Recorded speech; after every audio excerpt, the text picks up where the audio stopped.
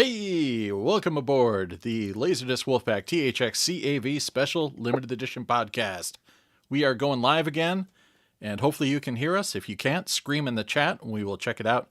We'll be monitoring the chat periodically throughout and responding to your important needs as we see fit. But if we don't, we're just busy and we're scatterbrained, so it's nothing personal. All right, so somebody already said picked up Force 10 Navarone, Apollo versus Indy. Cool. What's up, Zach? All right, so I'm going to pass it on to the man who once saved a bunch of naked college students by fighting off a moon monster one-handed whilst casually knocking back a can of his favorite IPA, Ryan Cushing. I am Ryan Cushing, and I am drinking gluten-free air as gluten and I don't get along anymore. Oh. A recent development. You're a 30-year-old man. How does that happen? I wish I was 30. You're in your 30s. Barely. So, anyways, yes, I did save the college students last weekend, and I'm hoping to repeat it this weekend because, why wouldn't I? Yeah, it's just what you do. Yep. And I'm going to pass it off to Marcus. Hey, good afternoon, good evening, everyone. Excited to be here for another podcast. Looking forward to chatting about obscure Hong Kong action horror films. So buckle in and get ready. I guess I'm sponsored today by H2O. Went for a bike ride this afternoon and got to fuel up after. So drinking water. Excellent. All right, I'm gonna pass it over to Hayden. Hey, everyone, feeling more awake, more cognizant than last time. So hopefully I'll have maybe a couple things to say. Sponsored by water. Only one drink this time instead of 4, 5, or 6. So very eager to hear what everyone else thinks about this movie because I have a lot of thoughts about it. Yes, you do. So I'll pass it on to Luke. Hello, everyone. Greetings from San Diego. I just finished this movie like a few hours ago. I didn't think I was going to even have time to finish it, but I powered through. But a lot of things to talk about. I don't understand a lot of it. I would love to hear you guys' input. We're going to work through this together. It's good. Yeah, let's figure it out. It'll be cathartic. I am powered by lemonade and vodka. So let's go, baby. All right, spicy. All right. And as always, I'm sponsored by Kylo Ren tumbler of water. So, in fact, let me try some right now. Emo Sith goodness. Let's talk about the film of the evening. We're going to have our usual LaserDisc pickups after this, so don't worry.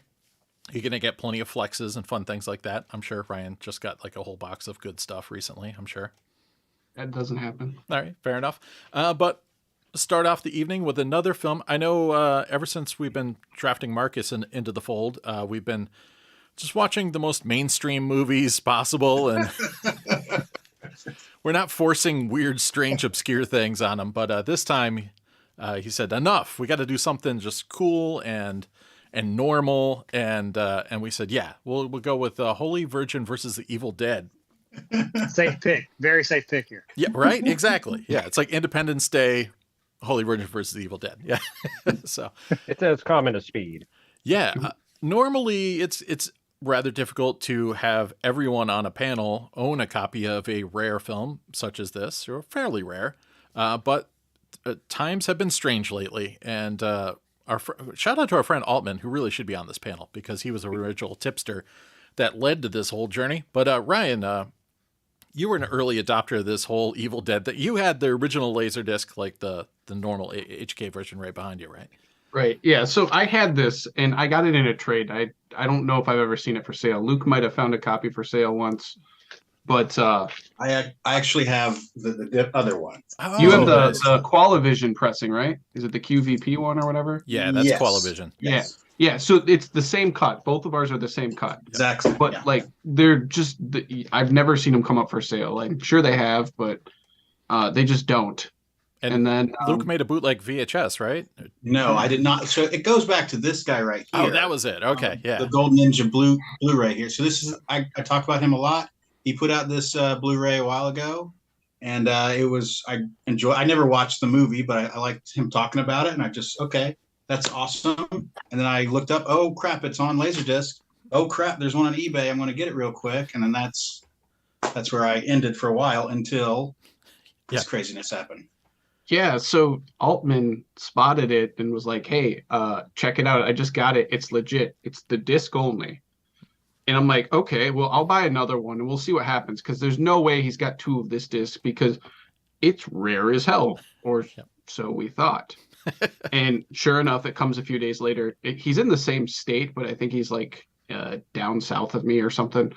But it came pretty fast and it was legit. So I spread the word. I'm like, this guy's got a stack of them. I don't know how many.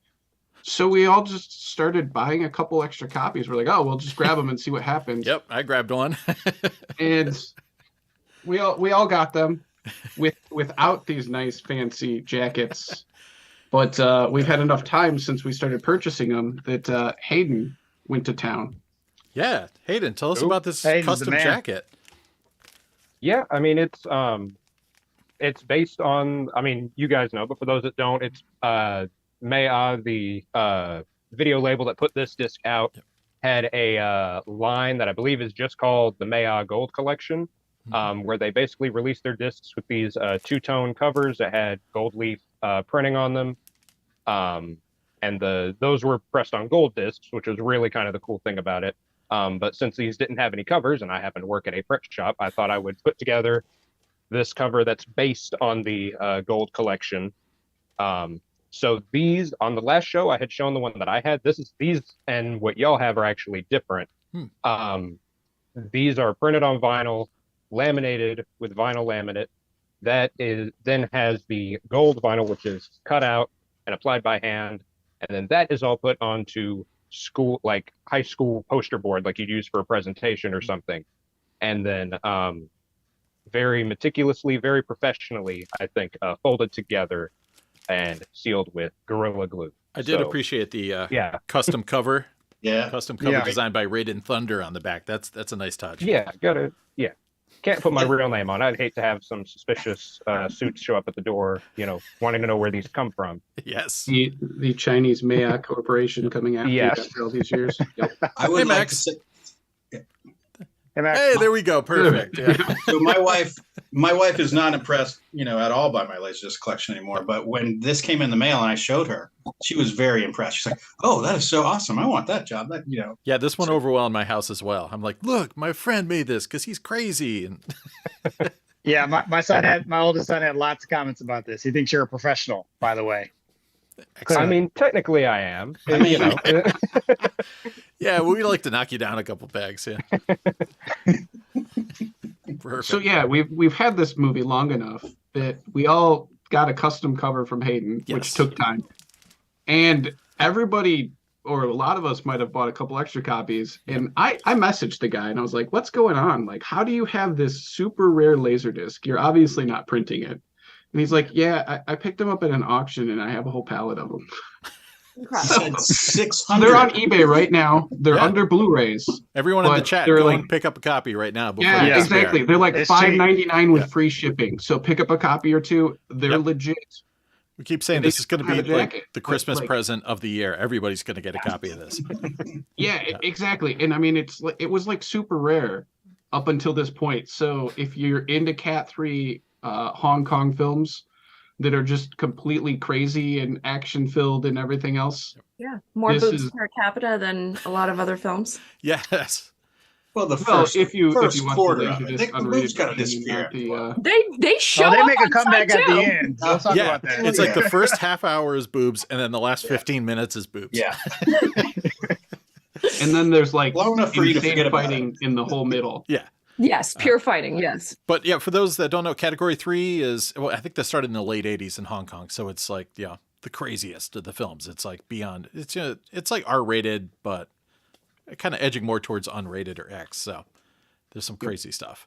Brian, you've got a lot of these. There's like what? Every horrible thing known to man in these things, cannibalism. And, Yeah. So like part of the genre, they're just trying to see how far they can go, I think. Mhm. And then others, they're like, we want to be crazy, but we want to like have a focus with our crazy. So it's really like it goes pretty much every direction. It goes from, crazy horror and action and violence to very lewd, like pornographic. And it's really, really weird.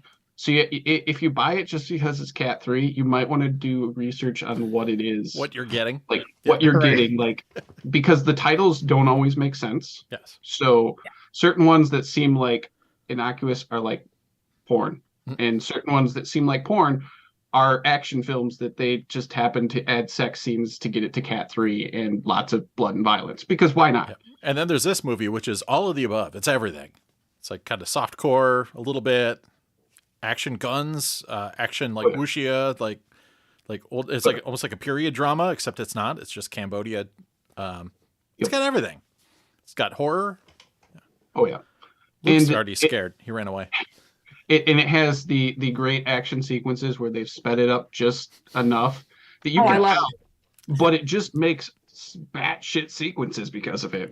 So It I does. mean, Donnie Yen does not miss. Yeah, we should say that The Holy Virgin versus the Evil Dead is the film we're talking about. It is, what year was this? Early 90s, right? 93 maybe? 92? Yeah. Was it that late? 92 maybe. 90 91. No, 91. All right, even a Let's little say earlier. 91. So yeah, this is, Donnie Yen. I was a big fan of Iron Monkey and things, and he's the co-star of John Wick 4 in theaters right now. He was on Jimmy Kimmel the other night. Jimmy didn't mention this movie at all. I don't know why. Of course not. But I mean, he's known for all these period pieces, like kind of big, historic, epic Hong Kong kung fu films. And then, yeah, there's this. And there's some kung fu in this as well. But You talking about Iron Monkey? yeah, Iron great Monkey? film. Yeah. Yeah, love it. But yeah, in this, he's a teacher, of course, that happens to know kung fu. But this movie is completely bizarre. So we'll dig into the story and maybe help Luke figure out what happened. That'd be great. Help ourselves figure out what happened. It's got a lot of crazy stuff going on from the jump immediately. And there's multiple versions because, as Ryan referenced before, there's a bathing suit version of the film that they shot apparently concurrently. Simultaneously, Yeah. yeah. So like every sequence that they shot where the people were like not clothed, they shot a second one with bathing suits on. Yes. Well, then the first scene would make way more sense. She's like swimming in a pool. Bathing suit would make a lot of sense. No clue who the character Yeah. is. Just Listen, cut right I to a woman. swim in the pool naked and then start smoking all the time. And man, That's just Shaman, that one character, she does a really bad dive. It's like this total belly flop moment, which is Yeah, fantastic. right. Love that. It was Best terrible scene. form. Yeah, just in the pool. But yeah, And they didn't even. They weren't like, you know what? Let's try that one again. Nope. Nope. You That's got the it. one that made it. The scene leading up to it was too perfect. I mean, the reflection of her Yeah. naked, just to show her naked, Yeah. like, because we needed that. man. Yes. Who is that person? Who was that person? What did she? That's my big question about these characters. Like they got confusing for me a little bit because you have multiple females, right? Yep. You have the whole. We'll get into it, but it's that's the main thing that I was. And I do that a lot in movies. Like, who is this again? Where'd she? Who is this person? What'd they do? Whatever. Well, it's weird because Donnie Yen is this, kung fu fighting professor who goes out camping with a bunch of young His nubile students. Yes, on one that's what it seemed like. Really sus. Yeah, it was suspicious. I thought he was at a party. He's Embarrassing. he's a teacher at the party kind of thing. Yeah, it's just But it him with was a like- bunch of young girls. at like somebody's big mansion. Yeah. Yeah. Yeah. And eventually some shenanigans ensue. We'll get into that. But yeah, the relationships is weird because he has an ex who is this character Shaman played by I think Hei Man-chi, and she's now dating the cop that's going to Right, be the investigating sergeant. everything after this. Yeah. Yeah. But So it seemed like he knew the cop before. So Yeah, like, 'cause he Yeah, said, it's like, like they were like- friends. are you asking as friend or so I got best friends, bud. I don't know Yeah. why you're confused, Luke. But they, It was, I mean- it was like borderline lethal weapon, but I just watched Lethal Weapon, so that was like hot on the brain.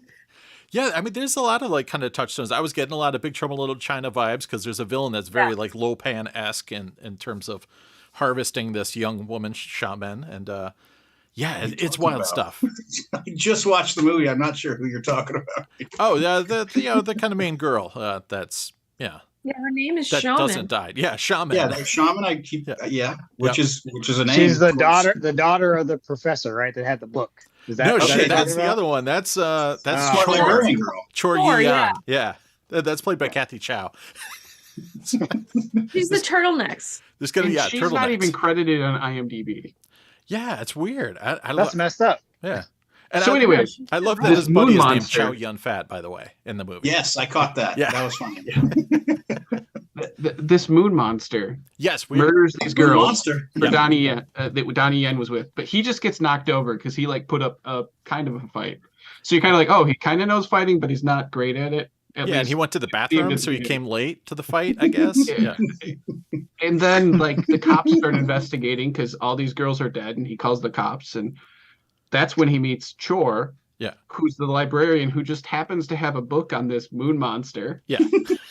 She thinks about it. She's just a really good librarian. She's like, let me. Oh yes, I have this book. Here you go. Highly specific because- photo. Let me go find exactly what you're looking for. Her deceased father had got it from Cambodia, right? Yeah, what Right. is the name of the High tribe? Wind Tribe. The High Wind Tribe, yes. Yeah, yeah. Who, of course, the Holy Virgin and her tribe don't show up until maybe 40 minutes into the film. So Side two, definitely side two. Yes, I too.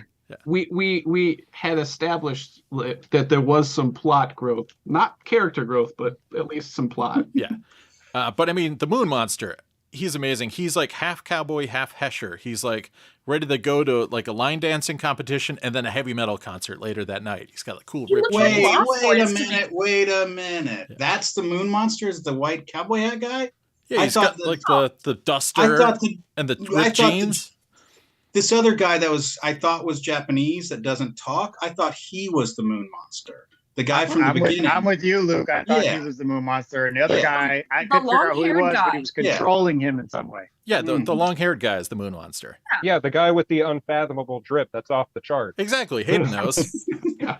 Yeah. His zip-up cowboy boots. And he's played by Ken Lo from Drunken Master 2, the guy with the high kicks that Jackie Chan battles at the end. So So can we talk about the subtitles?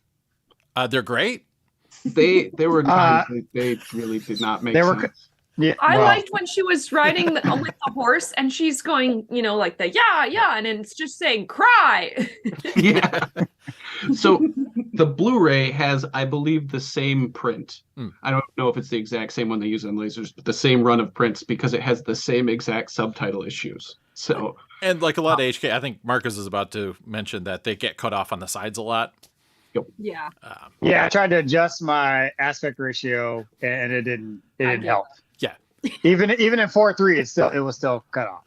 yeah, so it seems like it's a 2.35 to 1 film, maybe. And they just It zoomed a got little. cut down to 1.85 for LaserDisc in this Blu-ray, and maybe they don't have an original at this point. Who knows? But yeah, it definitely is cut off at points. Yeah, it's like 2.0 to 1 kind of ratio, but it's all based on that thing where they had to legally put English and Mandarin text on the prints, and these are like really quick jabroni scans of the actual theatrical prints. So if they zoom in a little bit, like they're going to zoom in also on the subtitles that are burned into the print. Yeah, it seems like I can't remember if the LaserDisc is this way, but it seems like it's really tight up on the bottom of the subtitles too. Like at times you're like almost cutting parts of the bottoms of the letters I didn't off. see that. I thought it was okay. I think the Blu-ray's that way, but the LaserDisc seems like the framing might be slightly better, but still, it's That's it. I got the gist of it. as much as you could get. Yeah. There's not too much. And then another thing with those subtitles, you get any white background, you just can't see it. Yeah. Like it, Right. it blends in. And that's what most Those of the lines HK just does. aren't important. It looked decent though. I mean, I've seen some pretty potato HK transfers, and I watched it on my projector, and it looked pretty good. So No, it's solid for an HK film. It's a very solid transfer. It's not like the best ever, but it's yeah, the prints beat, but it gives it that cool kind of grindhouse vibe Yeah. for sure. But yeah, all right. So this sexual maniac's killing all these people, and then Sexual maniac. poor Donnie Yen is on the line. He really is. I love how did he get the sexual maniac? Like, Because there was like Maybe because he was 6 targeting girls girls. in the beginning He that was were targeting all girls. naked. but I mean, he just was seemingly mostly killing them and also, I guess, stripping them naked. But I guess still. that's the sexual part. Yeah. Yeah. I'd like Well, to. it's like a superpower that they can rip a shirt off onto the boobs in 1 second flat. Yeah, I think if you did that to someone, you would get sexual harassment charges probably. So That's sexual assault. maniac is- That's assault. And of course, the moon goes red right before this happens, and the evil guy has his eyes turn kind of glowing green. Super Green. fun. It was stuff. as we all do. Yeah. Red And moon. they Wait for they that red seemingly moon. killed him at least twice in the film, but not maybe Yeah, not to jump ahead, but like later on, the Holy Virgin, the princess of the film, has this weapon that's like the weapon that'll kill him, and she stabs him everywhere with this thing multiple times. And he's And just then like, explodes him. Yeah, And exploded him. true. Yeah. And he's Also like, got Before that, shot they previously. electrocuted him in the pool. In the pool. Yeah. Right. Yes. Right. They're like, Shot oh, him. They he's just dead. tuckered him Shot out a him. little bit. Yeah. And that poor guy that's listening to the horse race or whatever, and the guy like resurrects and just kills him Rips his because heart out. Yeah. I love later too. Donnie Yen's like, hey, remember he can't get killed by bullets or electrocution. I was like, you weren't even in that scene. I mean, I'm assuming somebody told him about it, but it's like, how do you know? You weren't there. I apologize. That is a tornado warning in my area. Excellent. Prayers and thoughts for Ryan. Duck Yeah. and cover, I'll be buddy. right back. Duck and cover. Mm. And he's gone. And he's dead. Oh no, that's the end of Ryan. Well, all right. Shortest podcast ever. I hate to harp back on it, but I really do want to talk about these characters. Okay, yeah. So this one, you have some pictures of. So you got Donnie Yen, of course. Yep. And then you've got the Holy Virgin. Yep. It's The- Pauline the Young. thing on her forehead, right? Yeah. You got the librarian girl. Yep. And then Sure. you have this guy who doesn't talk. Who are you saying that is? I can't see him. Hold on. I got a different one. If it's the guy with the long hair and the Yeah. trench coat, that's the moon. That's the monster. Moon Monster. Yeah. But Yeah. I thought you're saying the guy With the with the cowboy white hat? cowboy hat is the moon monster. No, I No, said the he's guy the with the controller. cowboy duster that looks like he's ready to go Oh, line but then dancing. there's another guy who's dressed in all white. Oh yeah, that's Yeah, that's that's his villain. Montien. That's the guy that's like running everything. He's the low pan And type oh guy. yeah, and that's he says, "Hey, do you know? Hey, Holy Virgin, do you know this person?" She's like, Nope. "Man, I've been battling Moon Monster or whatever for my whole life. I don't know. Never heard of him, right? Cool, thanks, movie. Ryan's back. Okay. Can I ask the Matien guy? Yes, We we're- just talked. I just talked What about was it. his like association with the Moon Monster, other than they were kind of working together, but not like I feel never. He quite seemed to be got- controlling him in some Mastermind. way. Yeah. But not Yeah. sure. I thought he was mastermind. yeah. No, Anyways, we're gonna get run over by a tornado, so if like things start falling, that means it's close. okay, Got it. good deal. All right, so wait, well, almost there. Sorry. Yeah. So you got Moon Monster, cool. Then you got the lady that was dating the cop. Shaman. Who went yeah. to yeah. Who? What happens to her? She's the one that gets abducted in Cambodia. We're getting ahead of ourselves. Oh, Yeah, Okay. she was Yeah. basically being sacrificed at the end. Yeah. She's the Got lead it. of those girls that all strip all at the end, all at the same time. oh, Yeah. I didn't notice that. She's like the at all. Miao Yin / Gracie Law of this film. I want to say something crazy about that scene real quick. Now that you bring it up, the where they all strip down. There's What? one girl. Did you notice the one girl who like covered her boobs? Yeah, She's like, she was this like, is, I am so cold. I This didn't is so sign up for dumb. this.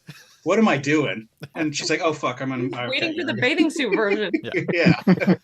I was like, I feel. Oh, I'm sorry, girl. Like I don't. She's I the feel only bad one for that's not watching. possessed. I know. was that shaman in the pool at the beginning? I need to I go think- watch. I think That's it who I was. thought it was. Who Yeah. is I think that it at the was. I beginning? just like you have no clue who she is at the beginning. Yes. And then she's kind of the central character by the end, but it's just like, oh, she's naked in a pool, and then let's go on to actually tell you what the movie's about. And there's Yeah. like You're the random saying- sex scene too, where like there's like noises outside, and he goes out of the room, and Zero nothing reason happens. For that. Yeah. It was Yeah. the weirdest thing. I'm like, Oh, what? yeah. What even is this? Yeah. Who Wait, is wait. this? I never Okay. even cared about Shaman her. is who again? Shaman's the girl that we just talked about That gets dated kidnapped? everybody. Yeah, that gets kidnapped. This girl right here. I think so. Yes. Her. Okay, That's almost correct. done. Yeah. So you got this guy who goes into the crime scene, who is like He's a a private he's a friend. investigator. Yeah, that's He's a- Chow Yun Fat, right? Is that Chow Yun Fat? Oh, I don't know. And he photographs and does all that. Well, that's stuff. his name in the movie. But he's like the third guy. He He's becomes the guy part that of the bails crew him out of jail. Yeah. with the pennies or whatever. Yeah. Yeah. You get like a douche. And then you've got the mustache god, right? Yeah. He's only at the end. Yeah. At the very end. Where's his boobs, by the way? I was I- upset Oh, that he's I know. not she now. He's the only Should one have without boobs. breasts in this film. and then of course you have the female cop. Oh, Sybil got- Hugh. That was great. So I loved her character. Her character was hilarious. Yeah. She's so I mean, angry. she called any and everybody idiot. Yeah. Right, first of all, I loved But her. she- I love she when had she so like much rage spunk. quit. so much spunk. And then she just leaves and says, I'm going to go be an actress. And then I was like, oh, wait, I think her character name was the actual actress's name, Hugh. And I'm like, she's just like playing herself as a cop and like, I'm done with this movie. I'm going to go be an actress. The movie was so wild. It was pretty wild. I mean, at first I was kind of wrapped up in the mystery and the horror because I'm like, well, this is a bad situation. This dude went camping. He looks super guilty. Like, this is going to be tense. And then the first quarter of the movie had me really, I was following along. It's good. But then like that end of side one, the last 10 minutes, I'm like dozing off. I'm like, what is going on here? I fast forward a little bit. Yeah. That's when the movie actually got good for me, because that's when everyone just starts fighting and the moon monster's just chasing them, just flying around. Everyone's on wires. There's lightning coming out of swords. There's lightning coming out of his eyes. Yeah, there's the good scene in the car. That's like kind of like the Lost Boys thing where he like there's just people making out in a car and then he kills at least one of them. It's like, yeah, cool, go Moon Monster. Go Moon Monster. Who are you? I liked the there's like that whole like cave battle. Yes, the cave battle's great. Yeah, when they go down into the pimp cave. And it was so freaking like the shaman girl and then the white, dressed in white cowboy. Yep. He's like battling. I forget which one of them he's like fighting in the moment, but he literally pulls his hat off and like just like throws it at him, and they use the punch sound as if the hat punched the guy, and I just like fell over. I had to pause it. I was like, I couldn't stand that. That was so stupid. Yeah, so after the librarian woman discovers that this is all tied to a tribe in Cambodia, like every random person's like, let's all go to Cambodia together. All go. Well, can we talk about how she dies first? Oh, spoiler alert. He died? Yeah. I didn't.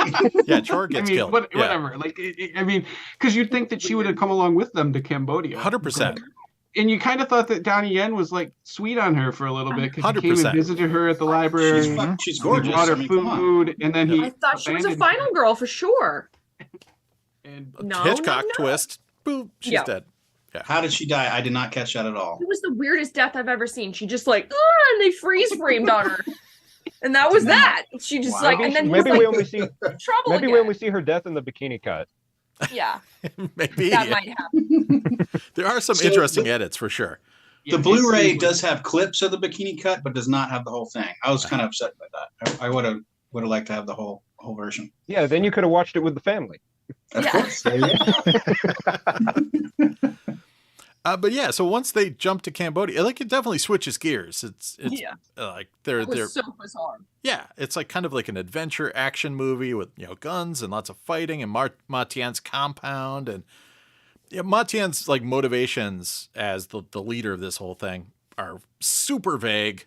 Yeah, he does want the book. Yeah. Yes. But I mean, did the book really help them? Like, other than they knew to go to Cambodia? Like, yeah, it was kind of like a Necronomicon-esque kind of plot device, but it didn't really come in handy. Well, there's the like 4-line passage that the princess helps Donnie Yen decode. Then he realizes that's the key to defeating the moon monster during like the last 5 seconds of the movie. So, spoiler alert. So the book is important. Yeah.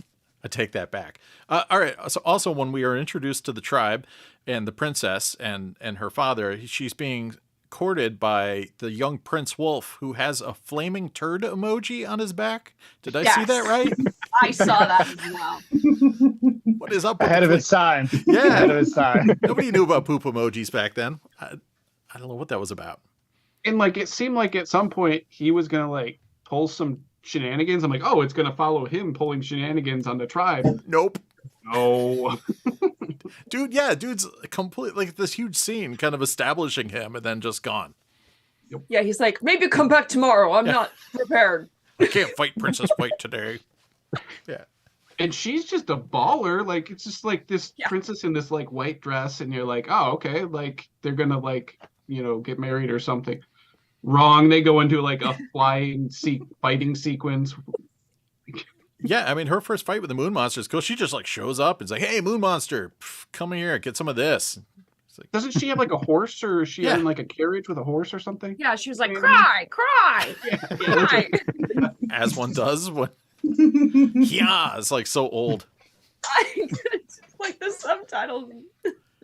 Ah, man. Yeah, so it's got a pretty solid finale. There's a lot of, of course, the nudity comes. If you like, kind of cheesecake stuff, you're going to love this film because everybody's nude. Well, yeah. Can we talk about the very end yet? That I did not get the very end. Nobody gets the very end. I mean, the last wild 2 seconds. Yeah, Can we talk about? Fuck it, let's talk about it. The moon monster's on a boat. He's just going faster. He doesn't come to fight After him. his head almost explodes. Yeah. No. Past that. Past the sword in the head. After. I'm talking. Can we talk about the sword in the head and how that's in the opening intro sequence? Yeah, the opening felt like a trailer. The opening of the movie felt like a trailer. It's just got this song playing, and it just shows you all these scenes from later on. Like, hey, look at all this cool stuff that's going to happen. Don't turn the movie off. Don't leave. That was pretty cool. Like the Bond credit scene was pretty cool. Yeah. And I think Shaman, I think Paul. Oh no, I think it was the Princess White. She Pauline Young did actually sing one of the songs of the film too. So double threat.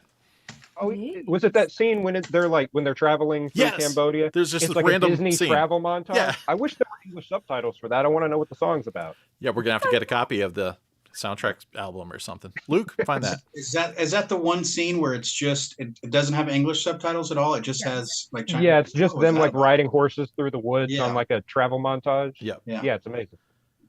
But yeah, I don't know about that whole ending, like, because he seemed really friendly.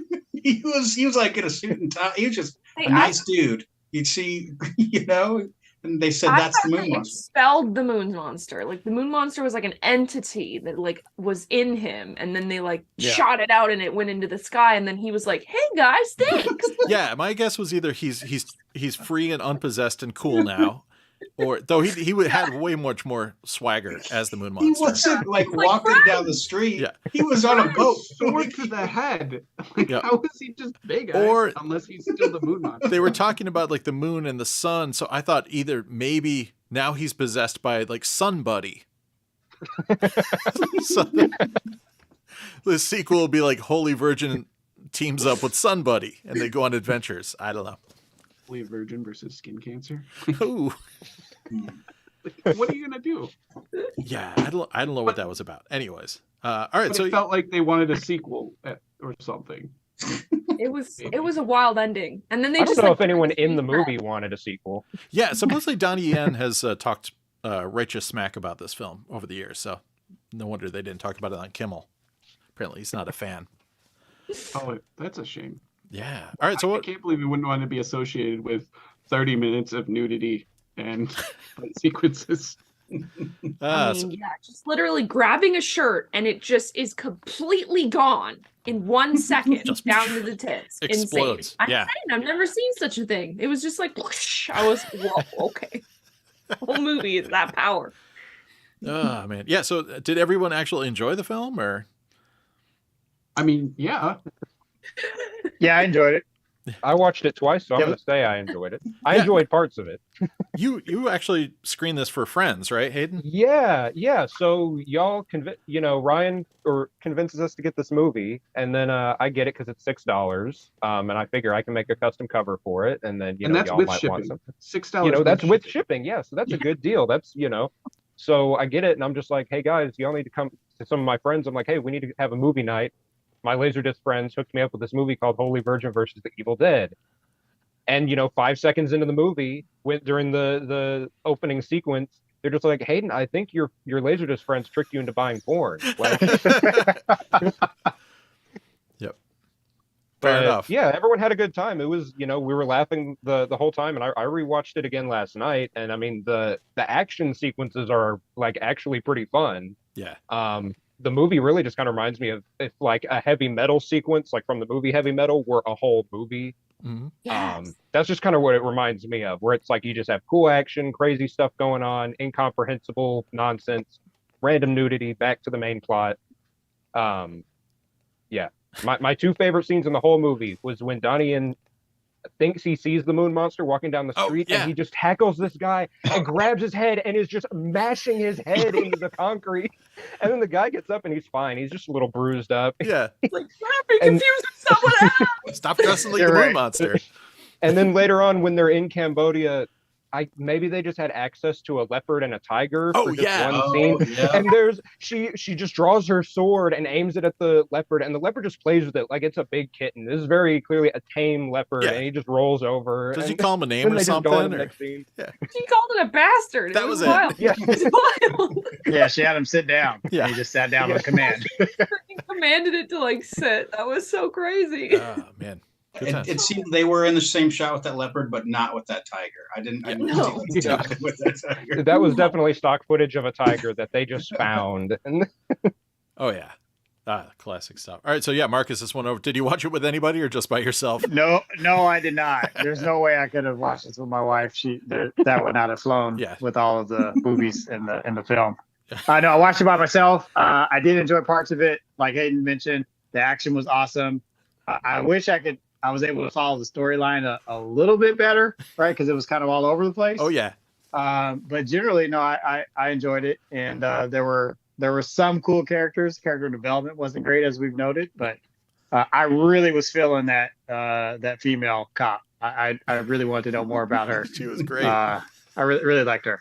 She could have had like her own like spin-off action comedy. She could have. For where real. She was just like this Like, she hard ass kinda cop that always calling was, everybody like, idiots, slapping them around. Sounds like Like- Who Cares? The Who Cares movie has a strong female cop that's very much that same type of character, and it has vampires, hopping vampires. Oh, well, yeah. Gotta love hopping vampires. standard. Yeah, she was. They did hopping vampires in this movie. For They a second. did. Yeah, one guy was yeah, like, in the restaurant. what do vampires like? And he's like, ah. And again, for the record, if you're an Evil Dead fan, this is in no way, shape, or form related to or even like attempting to rip off plot-wise Evil Well, Dead. there's the Bruce Campbell sequence. Oh, yeah, he just shows up and whips out a chainsaw. I mean, I mean, I the will get wind Sam Raimi to blowing. sign my copy, though. Oh, that would be amazing. Same. That and like Evil Dead Trap from Japan and every movie that's not actual Sam Raimi. What's the muscle bodybuilder from Evil Dead? Anyway, Yeah. there's nothing. So yeah, Max, how did this go down?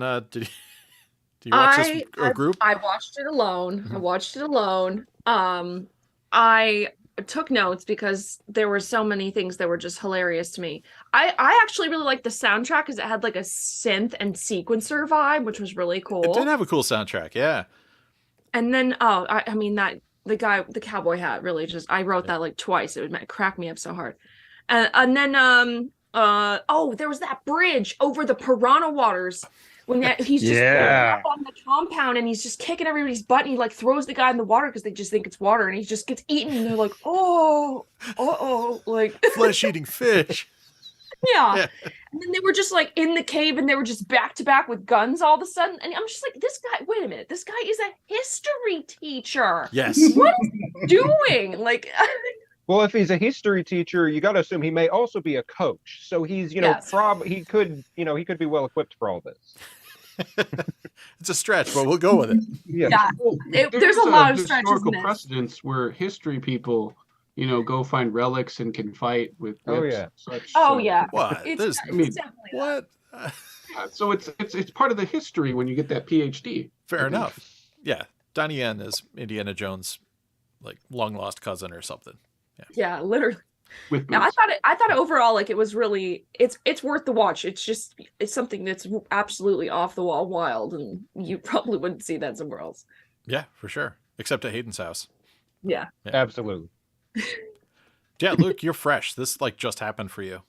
Yeah, so I enjoyed it, but I wasn't as crazy as I like.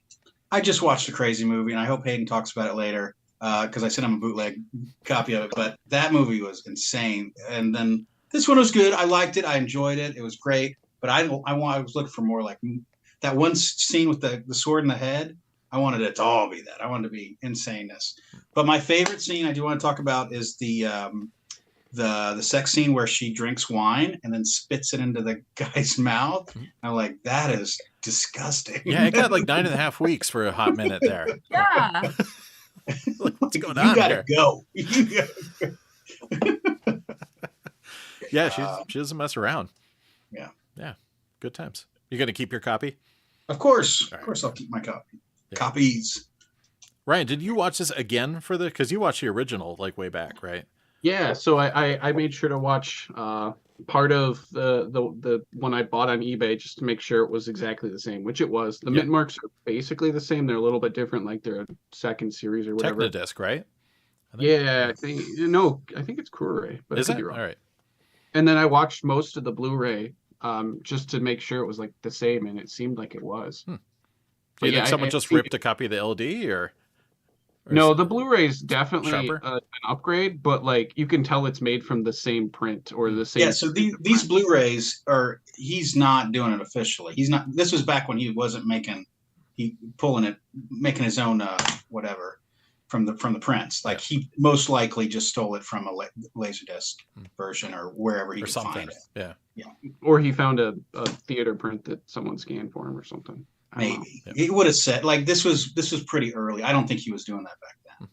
But he even talks about it. He's like, I just find the shittiest copies, and these are like, nostalgic of when you would just get whatever copy you could get, that kind of stuff. But yeah, the LD was pretty. There was a little bit of chroma noise during all the super red scenes during the moon transition bits, but nothing too bad. But yeah, it was cool. I thought it's definitely going to be a cherished part of my collection for ages, especially with the custom jacket there. Oh, hell yeah. Super cool. Yes. I forgot to mention the cool rainbow. They had some sort of filter on the camera, so instead of normal lens flares, they had like rainbow flares. Yes. I was They did, yeah. J.J. Abrams was like, man, how do I do that? Yeah. Like all the headlights especially with all were the rainbow. Yeah, just with all the fire at the end. There, especially when like the moon monster is on fire and he's just surrounded by like the whole side of the picture is just rainbows. Yeah. It's just like the movie's having an ocular migraine just all of a sudden. Yeah. So what's going on? I'm seeing spots. Oh no. Hey, one other thing I think that I saw in the film that probably wasn't there. The scene where they're outside of the gate, and I think it's the sergeant. His T-shirt, he had a white T-shirt on.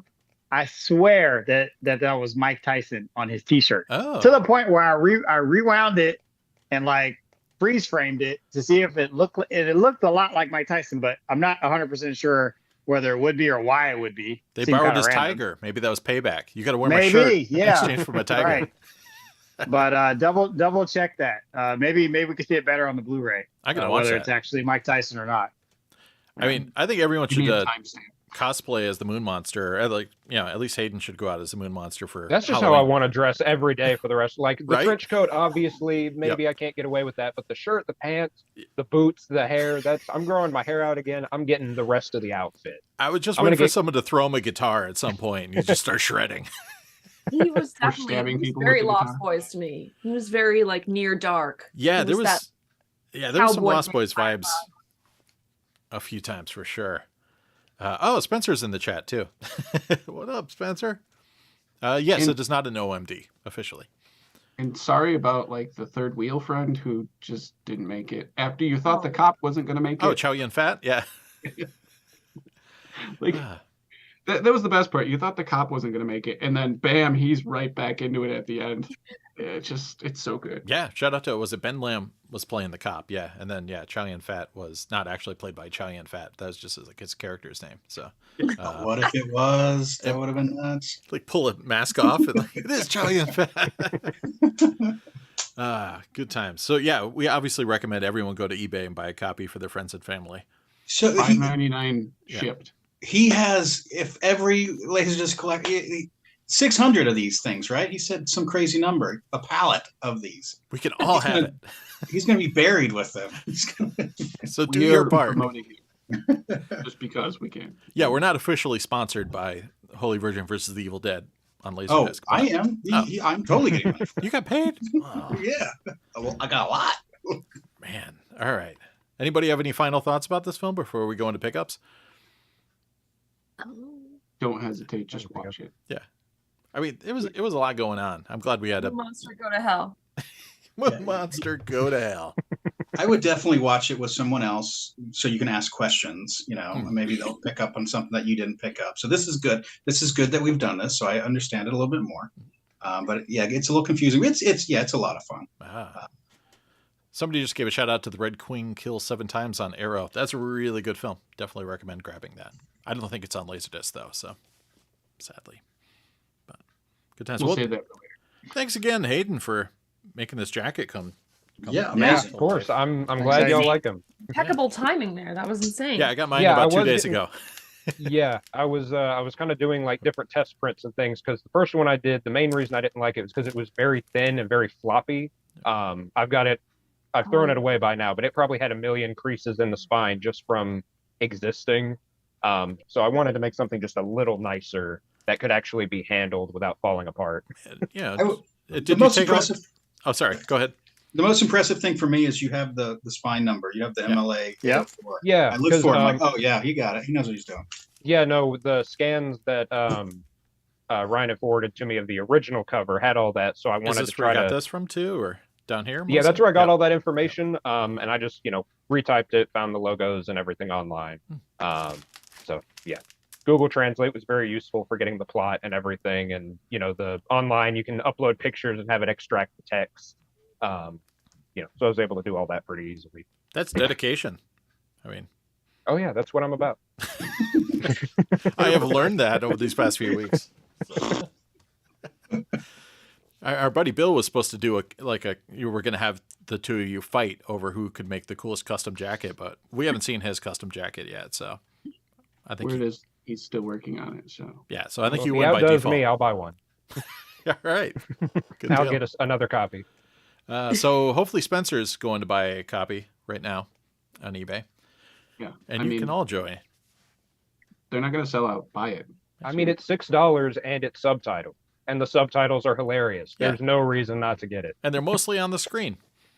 Yeah, Yes. I mean, you could buy it for $6, or you could buy it from that other guy who's selling it for how much? Oh yeah, someone flipped it. 100. yeah. Someone's just 99, reselling one of 98 or his something like copies. that. It looks like Wow. Yeah.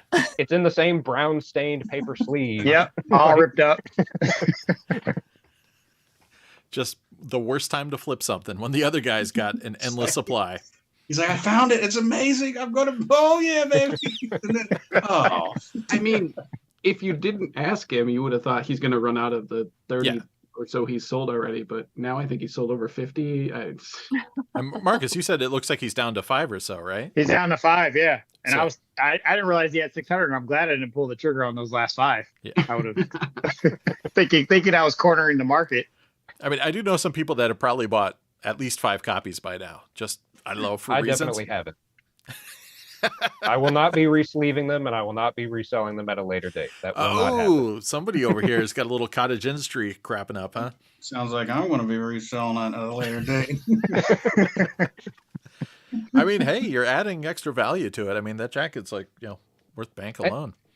It's cool. yeah, I that mean, this the hap- disc is pennies now, so the jacket's Yeah. the money. And I mean, it's cool. It is that type of thing that, when you're after like a rare disc, you kind of wish this would happen. Like, man, it would be great if someone found 1,000 copies of this movie and then it just became cheap, like it just so happened to, work with this absolute 90-minute meme of a movie, 100%. So if you happen to run across Donnie Yen, maybe he's out promoting John Wick 4, tell him how much you appreciate this film. And likewise, if you see Sam Raimi. Get him to Ask him to sign it. with his 8-year-old signature. That was funny, yeah. We'll save that for Hot Topics. We'll get into that. Oh, sorry. Good point, though. All right, you guys ready to move on to LD pickups? Sure. All right, cool. Nope. Let's do it. All right. Since the last episode, I've gotten 2 boxes, and I'm going to just kind of show a couple things from them. First things first. Shout out to Marcus. He tipped me off that there was a lot of Toho discs, and I got all those in. I'm not going to bother to show all of them, but it's like a couple of Gojira films, all the way back to Rodan. There's a bunch of the older analog-only ones, and then moving up to some of the Heisei ones with the CLV version. So I just wanted to start kind of filling in the holes, and this was a great starter pack. The only one I watched so far was Godzilla 84, just because I've only ever seen the US Godzilla 85 version, and this was a lot of fun. So much better than the American cut. It's like longer. It's just like a lot more involving, and it's really, really digging it. And it looked pretty good for like a 1985 analog disc. There's a reissue later. I'm sure Hayden has it. I'm sure Hayden has all Yes. these, but It's outstanding. yes. Hello? I will definitely get that. All right, let's move on to Vinny. Sent me a couple things. Horror Hotel I finally got. I really like this film. It's kind of like Psycho, but yeah, made around the same time, so technically not a ripoff. Maybe Psycho's a ripoff of this, but no, really good film. A lot of Lovecraftian vibes. And I also got the Jabroni US copy of Trauma from him, so got some Dario Argento. And Yorma from LDF did a trade. I sent him a bunch of stuff. He sent me a bunch of stuff, including 3 Lone Wolf and Cub films, because I didn't have any of the Samurai Cinema discs. And the Duel at Diablo Hour of the Gun double feature, and the US Fist of the North Star, which I didn't have. And finally, he hooked it up with the 3 Prisoner box sets. Don't worry, the Obies are in the box. So, but yeah, Volume 1 and Volume 2 and Volume 3. So yeah, big. So the Japanese one? Yeah, That's Japanese one. Yeah, they're really nice. So looking forward to spinning all these suckers. So thanks, Yorma, for hooking that up. Anyway, so those are my quick pickups. What do you got, Ryan? You're assuming I'm ready. I mean, I also can show my 800. I got like every Gundam disc that I was missing. Yeah, pretty much. So just imagine every Gundam disc, and then imagine me holding them all up one by one.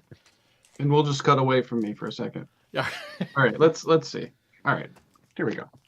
I got some Japanese discs. I don't show off a lot of them because they're weird ones or whatever, or there's some that people have seen before. But we'll start off with some Jesus Franco. The best Franco. With Justine, which is kind of a rare disc. It's definitely got some weird pirate stuff going on, and probably boobs, but sorry about that, YouTube. Softcore piracy. But it was in a lot, and I'm like, okay. And then I got one other Japanese disc I'm going to show off. It's called The Stuff. Wow. It's one of those discs I've wanted for a while and keep losing, and I didn't lose, so kudos to me for not being a loser finally. Yeah, I just assumed you had that one already. I should have, but I just I either forget to bid because it was on a Saturday morning, or I bid and someone would just go crazy, and I'm like, okay. Yep. I mean, yep. So and then I got a few other things, so we'll go through them real quick. Got this movie called Sex Crimes. Oh wow. I'm not sure what's going on, but that mustache is definitely that mustache is causing crimes. Yeah, there are sexual maniacs. There are 3 guns on the cover, so he's got an extra one in case he runs out. And a mustache. And it's got a lot of star power. Jeffrey Osterhage and Maria Richwine. Oh yeah, wow. They're household great names. Wow. So there's definitely some crime going on. You got some black gloves and obviously sex. First rate, and wow, that's pure crime. So this one is I don't even know pressing, I guess. I was going to say it's something, but I can't even tell. So I'd have to look it up. Maybe it's Hong Kong. Maybe it's... We've got to that point. We don't even know where your discs come from. Well, I mean, that's the thing. Like some of these, we're just guessing. Like we whoever enters it first is like, unless there's like indicators, you don't know. Yeah. So we'll keep going on. We've got Impact. She's got a gun. Wow. There's obviously some kind of impact. This is a Taiwan laser link. And definitely some action going on. Oh, look at that guy. Dude with a gun. And he's, so Impact. And it's got wait. We've got Winston Dunster, Tony Capriari, and Janine Dennison. Again, A-listers. Yeah. A-list. Cold Heat. Cold Heat. Nothing runs hotter than Cold Heat. Nothing. It's got John Philip Law, Britt Eklund, and Robert Sachi. Nice. Britt Eklund from James Bond films and The Wicker Man. You know he's the bad guy by looking at his hair. Oh, yeah. God, that sweater is out of control. Yeah. What is that? Sure.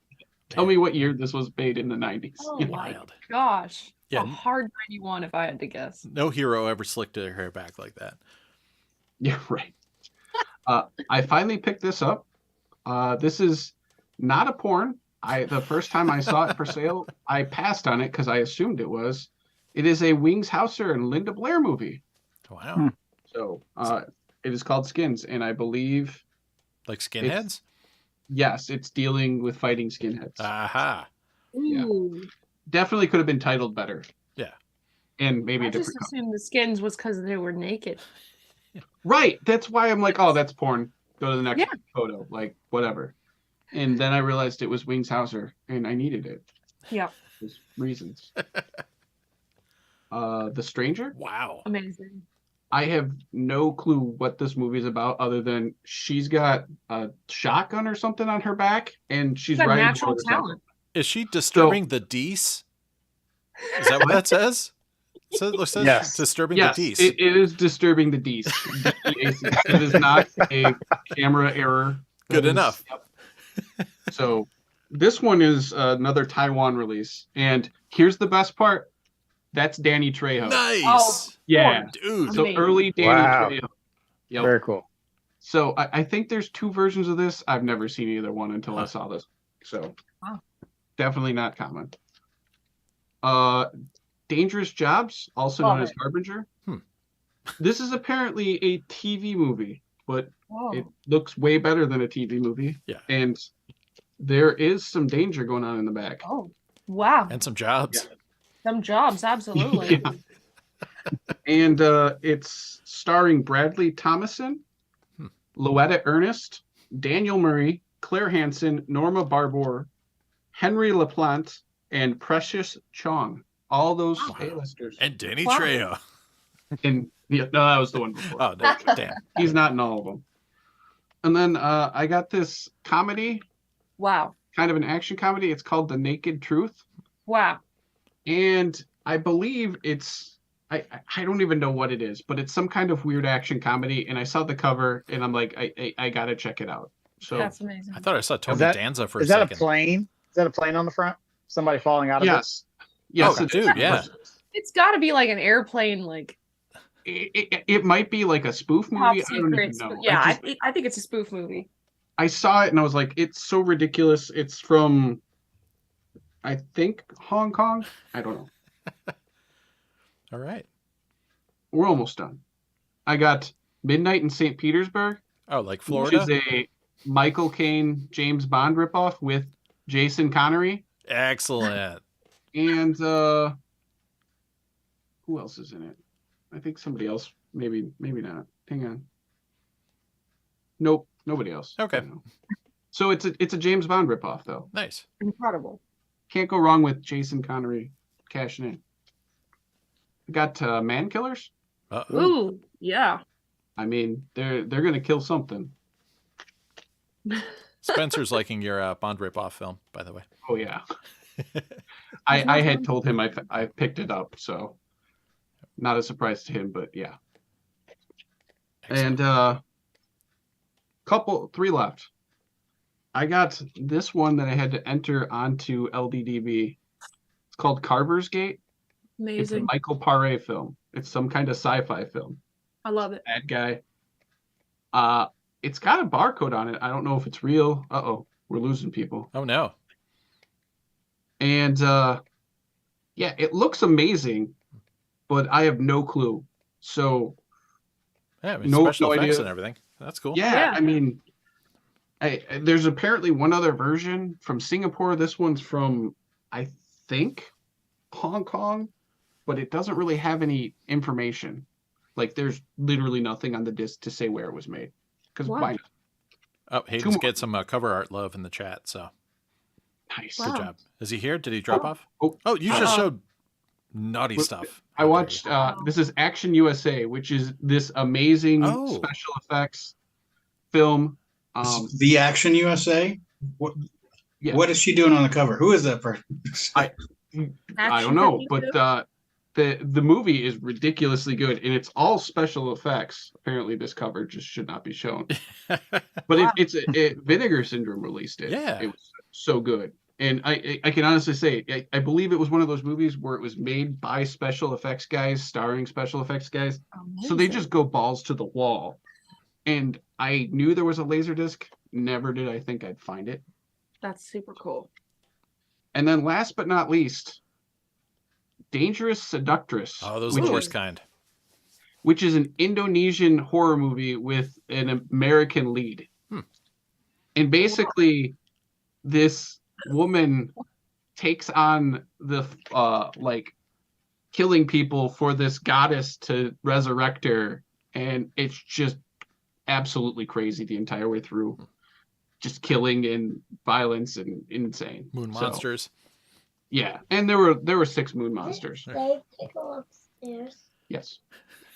Sorry, we did get through the tornado. Oh, warning. congrats. The lights stopped flickering. I don't know if you guys caught the lights flickering. Not too much, but yeah. But I think we're good now. So anyways, I'll pass it to who's next?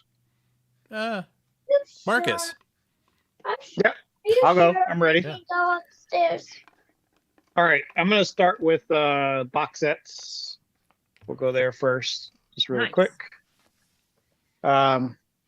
This one, Whoa. it's called Nice. Area 88. There actually is a U.S. release of this. I have it. It's not as nice that as that. Yeah, so it's pretty cool. It's like got texture like some sort of book that you find books in libraries obviously, but it reminds me of like old books in libraries. And I Yeah, think it's 2 discs in here, and from what I understand, this is like the Top Gun of anime. So definitely. I was that gonna was say, all it I looks needed like to that. hear to be sold on this. So That's a gorgeous box. pretty. Yeah. Let's see.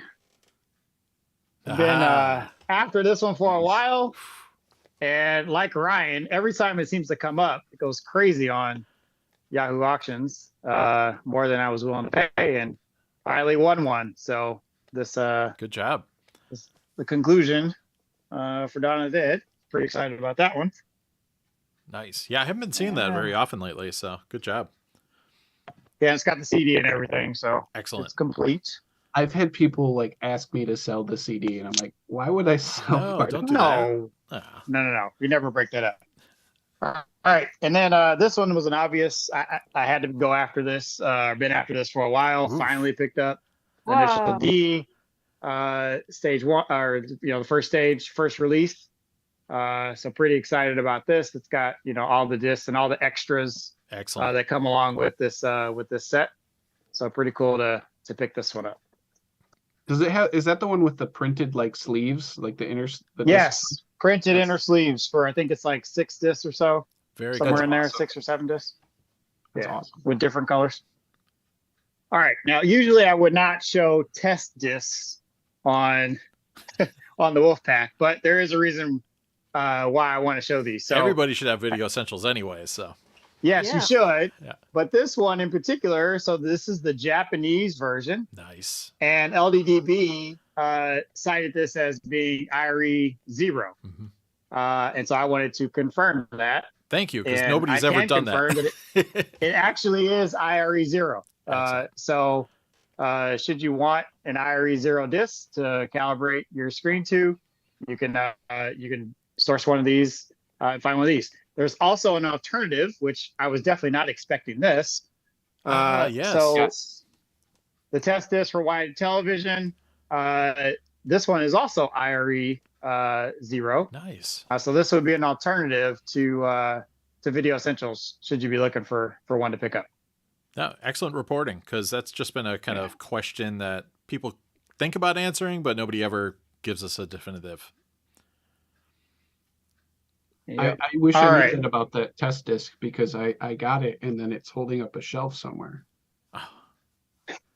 Shout out Well, to I- Luis I from the think you group might too. be- I think he did some testing for checking the video essentials as well. Yeah. Let's see. We'll do a few music discs.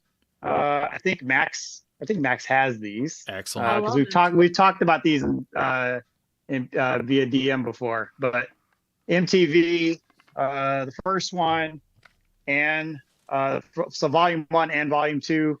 Nice. There's tons of great artists on these, from like Hammer, Bell Biv DeVoe, Paula Abdul, Vanilla Ice, Digital Underground, Yeah. DJ Jazzy Jeff and the Fresh Prince, Salt and Pepper, Heavy D and the Boys, Marky Mark. I mean, just Yeah. classic 90s stuff. So Is that straight videos, or is there anything in between the videos? You watched I have that? not actually watched it yet, so I'm not sure. Max, do you know? wonder. You recall?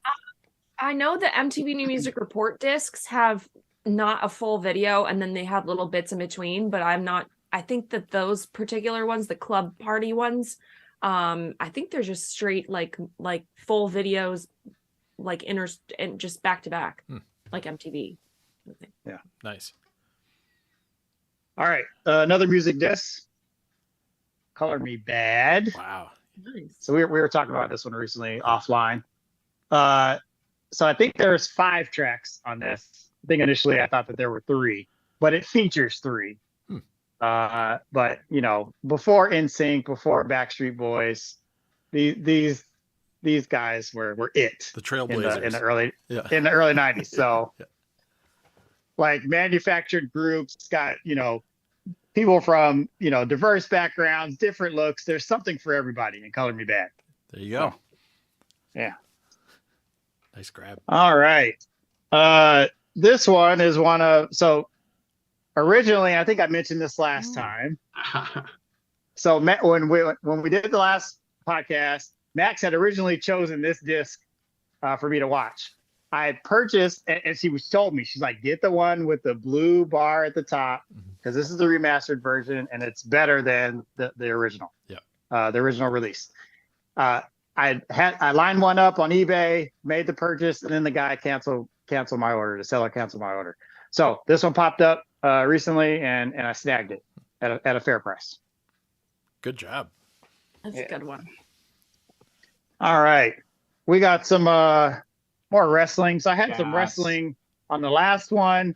This is pre the WWF. So there's like a series of 4 that were US releases. This one came before it. Japan only release Lords of the Ring. So pretty pumped about this one. And Ryan, I think you have this one, right? Yeah, it's Well, really, you really have cool. most things, but No, I don't have it, but no, that one's really, really good. Nice. Oh, are we freezing up? and about Cynthia Rothrock. And so I happen to have 2 that recently arrived of hers. So first is China O'Brien. Oh, And the second one is Lady Dragon 2. Look at that extension. We've lost you, So, your video, Pretty Marcus. pumped about these. I can hear you, but yeah, we lost video on you. We didn't get to see the Rothrock, and I'm sad right now. Yeah. Hey, can you guys still hear me? Yeah, we can hear you Yes. fine. Can you hear us? Can't see you. Can't see you. No, technical difficulties. Now can't hear you. Well, in the meantime, Austin wanted to know which is the best Evil Dead LD release, other than Holy Virgin versus Evil Dead. It's got to be the CIV. There's other ones? Yeah, I mean, the CAV box is great. Yeah. The Gold discs. Japanese one with the color timing that's different is also really cool. Yeah, I mean, you got to have that just to have it. Yeah. But come back, Marcus. There you go. There we Hey, go. I'm back. Yeah. My Wi-Fi just cut out. Sorry about that. Someone else is streaming a ton of shows right now, probably. Show us your Rothrock. Yeah, let's see Yeah. the Rothrock. yes. We want to see the Rock. Oh, you want to see the Rothrocks? Did you not see them? Okay. Yeah, we No. missed those. No! No! that? It's the curse of Rothrock. It's a And that was my Rock Rough and Man. Stupid internet gremlins. I know, right? I had him earlier. all right, Hopefully quick. that's- Ryan, what is he going to show? Guess what? Yeah. Oh, you're back. I'm back. Yeah. I'm sorry. I'm not sure what's going on with my Wi-Fi. Hopefully this holds up. Maybe Ryan's tornado All is right. hitting you. Yeah, right. So We didn't see the Like this. Rothrock. We didn't see you didn't see the Rothrock? No. All right. Hold on. At least we Rothrock. missed him. There we go. Yeah. China O'Brien. All right. And Lady Yeah. Dragon 2. Nice. Super nice extension there. Excellent. Loving it. Yeah. All right. Hopefully this holds up. We don't care now. No, it's just I'm kidding. All right. So I got this one solely based on the cover. I don't need the Hong Kong release of Independence Day. But this one, I think mirrors is the same as the PAL release, Oh, which I don't have a PAL player, can't play it. But when this one, when a buddy of mine had this one, for sale just randomly. I was like, oh yeah, I want that. Throw that in with my other discs. So That's cool cool. pickup. Yeah. All right. This title has eluded me every time it comes up. It's way too expensive. It's pretty popular film. So Clerks, I finally found it for a decent deal. Got it in a bundle. So excited to add this to the library. Nice. Yeah, that shot up in price for sure. Now you can have Kevin Smith sign it and frame it and then not watch it. Yeah, right. Exactly. That's the whole reason to buy it, Commentary right? on there. That's got a commentary track on there. It does. Yeah. So, Yes. Yeah. All right. This was the last Bruce Lee film that I was after. Ah, nice. I'd had the Green Hornet 1. And for some reason, I tried to pick up both at the same time off of Yahoo Japan. And the second one, for some reason, just skyrocketed. I don't know why. The one person must have needed number 2 and not number 1. So this time around, when they came around, this one went for a fair price. So I grabbed number 2. Score. Great jacket too. Yeah. All right. I don't know anything about this film. I was attracted to the cover when I saw it on Yahoo. The Dead Next Door Japan release. I watched the trailer and I was like, oh yeah, I can get down with that. So this will definitely be a October type spin for me to watch this film. Another Evil Dead. Oh, it does say. Yeah, so It does say and another Evil Dead at the top. there's Yeah. some pretty Same way with cool Silent stuff Hill, going on good. back there. Whoa, severed head looks crazy. That's wild. Yeah, it's pretty wild. So many Evil Deads. Yeah. Okay. So this is a film that I'm almost embarrassed to say that I've never seen. Ooh. Hopefully you guys don't come down on me too much. So this film, I think this, when this came out, it was just before my time. I think this is like a 79 or 80 film. I was born in 81.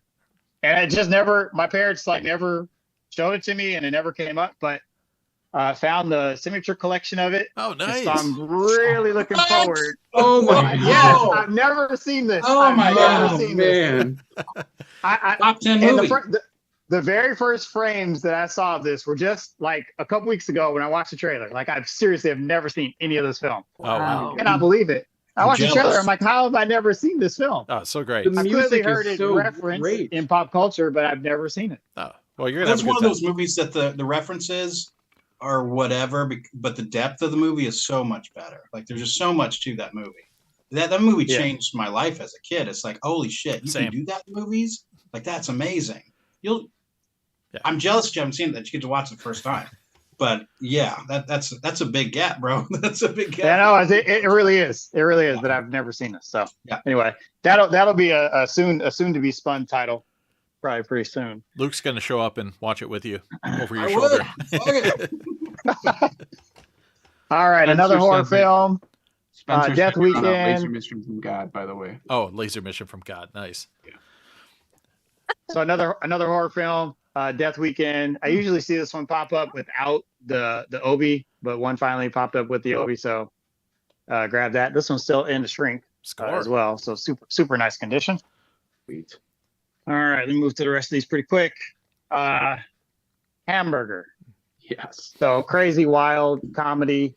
I also have hot dog, so it will make a very good double feature. Hot dog and hamburger together, Yeah. right? Don't watch those with the family.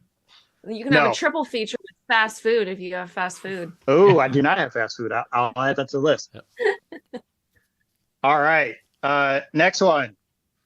Shakatown Boogie. This is the live Ooh. action, right? So I think I posted recently about the anime that I got. So there's four disc set that I recently picked up. But this is the live action. It's never made it to DVD. Clearly no Blu-ray. Only VHS and LD. So Oof. I'm really excited to see this. There's no English in this one, but I'll be able to follow the story. And it's mostly just to see the slam cars Yeah. and modified cars anyway. So pretty excited to watch this one. Cool jacket. I love the pose those guys have and everything. It's great. Yeah, and you're like it's like a American Graffiti type vibe going on with these images back here. So this should be pretty cool. Nice corner Obi. That's a cool release. Yeah. Sweet. All right. Let's see. We talked about this one recently on LDS. Yes. It popped Yeah. up. Yeah, baby. And I was like, hey, I need this.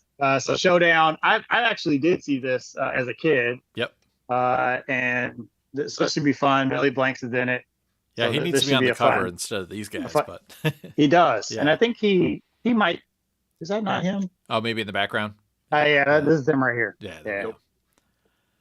Yeah, that's like just a really solid action movie in terms of fight sequences. Like, really well done.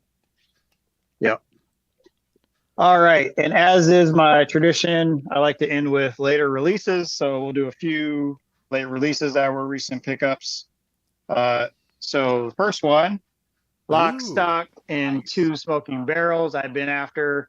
It almost seems like the Japan one comes up more often, which does not have AC3 than the US pressing.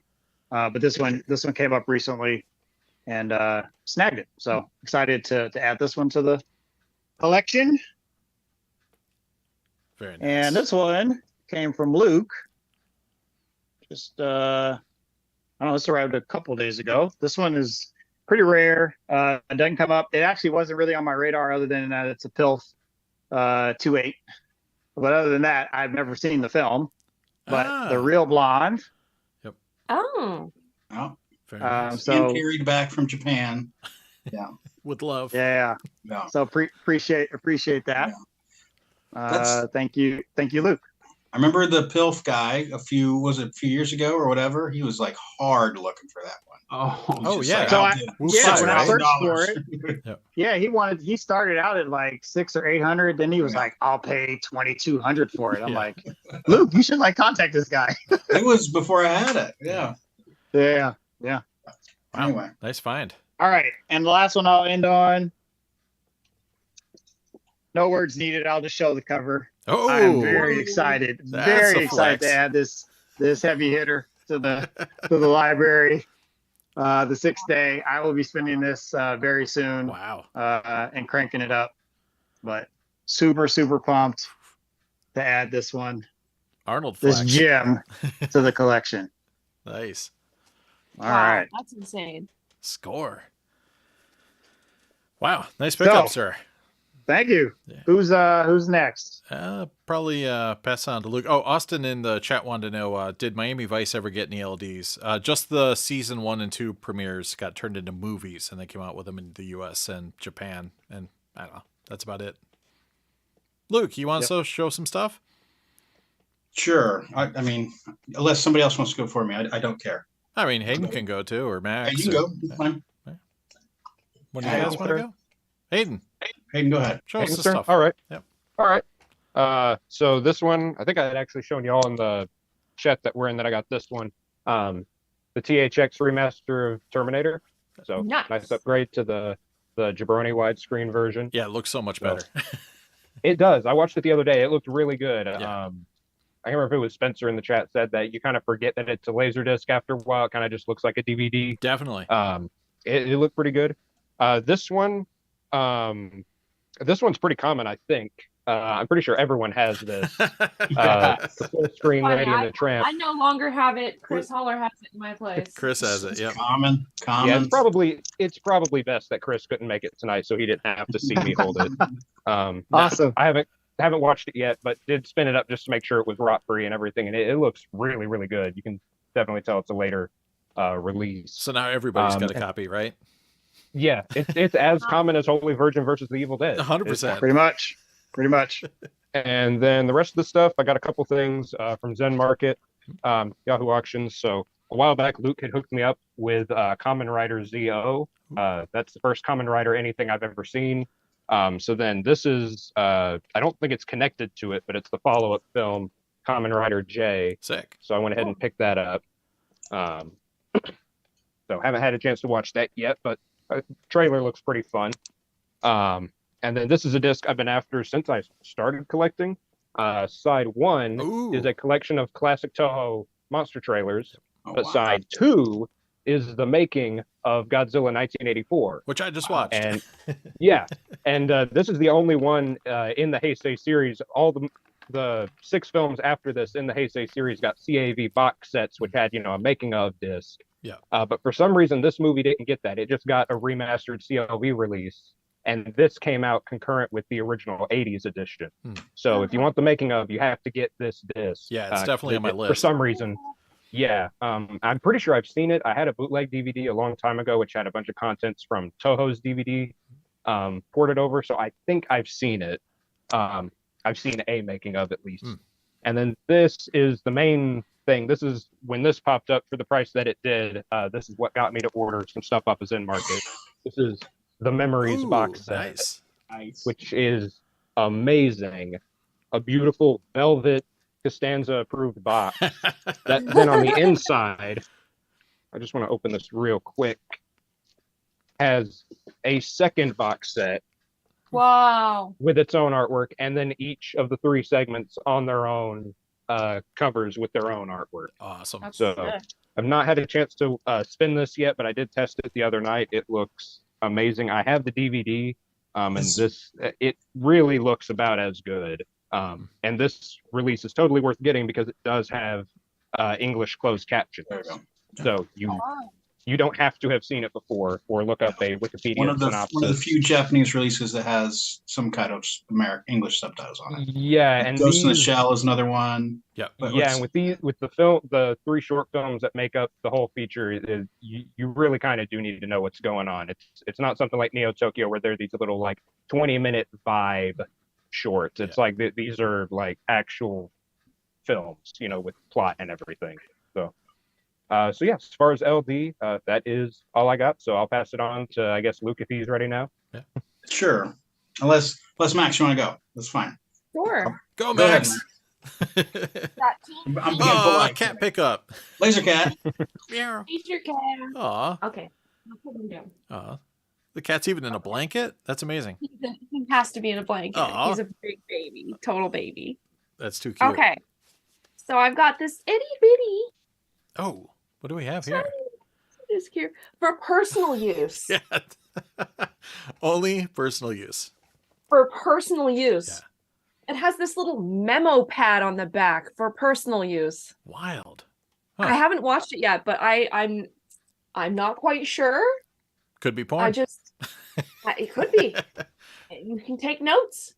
Or it could be test signals or something. It could very well be test signals. Yeah. I also finally, I don't know how I've had Nice. this, and when I realized that this was set in 2022, and it took me until this year to find it. And normally I like to watch things that are set in the year they're set in. Yeah, you're a little behind, but not too bad. A little behind, I know. I literally got this from Japan because I never found it in another lot in all this time that I've waited. Hey, it's a great place to get American discs. They're usually in nice condition. So. Yeah. And then I got Ooh. the Party Massacre. Nice. Is that 2? Or is that I the think first it's one? 2, yeah. 2, yeah. I don't think the first one is on LaserDisc. So weird. Why not? Yeah, really weird. Okay, I'm gonna save that one for last. I've got another test disc. Oh, I haven't seen that. This is the Masterpiece, and it has a focus Oh, yeah. XO. and the LD1000 there. It's like all the reference players. Very cool. Yep. I haven't Is that the watched industrial player on there too? Yeah, it does have an industrial. On the right? Yeah. Yeah, the one. Yeah, that one and the one right to the right of it. Yep. Yeah, it's like the evolution. Yeah, I think it might be kind of a going through the different things. I got Squeeze Play. Whoa. Yes. That looks fun. Yeah, should be good. Little trauma. Yeah, one of the first 4 trauma comedies they made. Really cool. Yes. I got Snowboard Lesson. Snowboard. Damn. Wow. I never knew there was snowboard LDs. I don't know if there's that many snowboarding. Yeah. This looked really cool, and I haven't gone snowboarding in a long time, but I used to go all the time. So that should be cool. I got Nice. Fly. Yeah, that's a good one. Yeah, this looked really cool. Yeah, Cover something on that one. You'll dig it. I've not seen this one before, but Pacific Palisades. Hmm. It's just looks extremely California. So I Mhm. had to Yeah, I have was it. trying to figure out if it was an actual movie or if it was just like a I know. BGV. I feel like it could be some like background video kind of stuff, but it kind of looks like it's a movie. Weird. I don't know. We'll have to find out. I like your cat's playing with the LaserDisc that's hanging from the doorknob. Yeah, he wants. Oh, do you want? Oh, Sorry, little guy.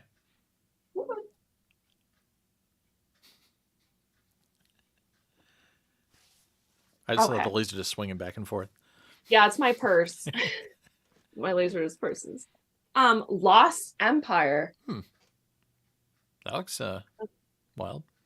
I know, it looked wild. I have no clue whatsoever. I just thought it looked interesting enough to investigate. And I got this one. I think is for sure a background video disc. Sick. Starlight City, but it's all LA. That's cool. Is it 90s?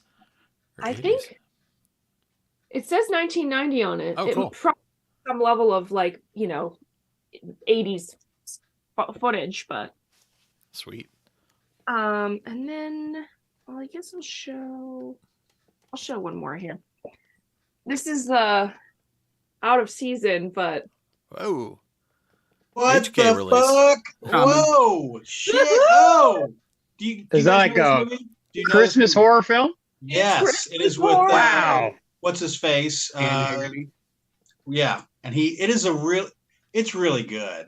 Like it's one of these like it's fun to watch. There's Nazi elves, and the elf is insane, and it's just I'm so jealous of that one. That's a good one. Wow. Yeah, and that's the Hong Kong one. That's like up there with Gummo.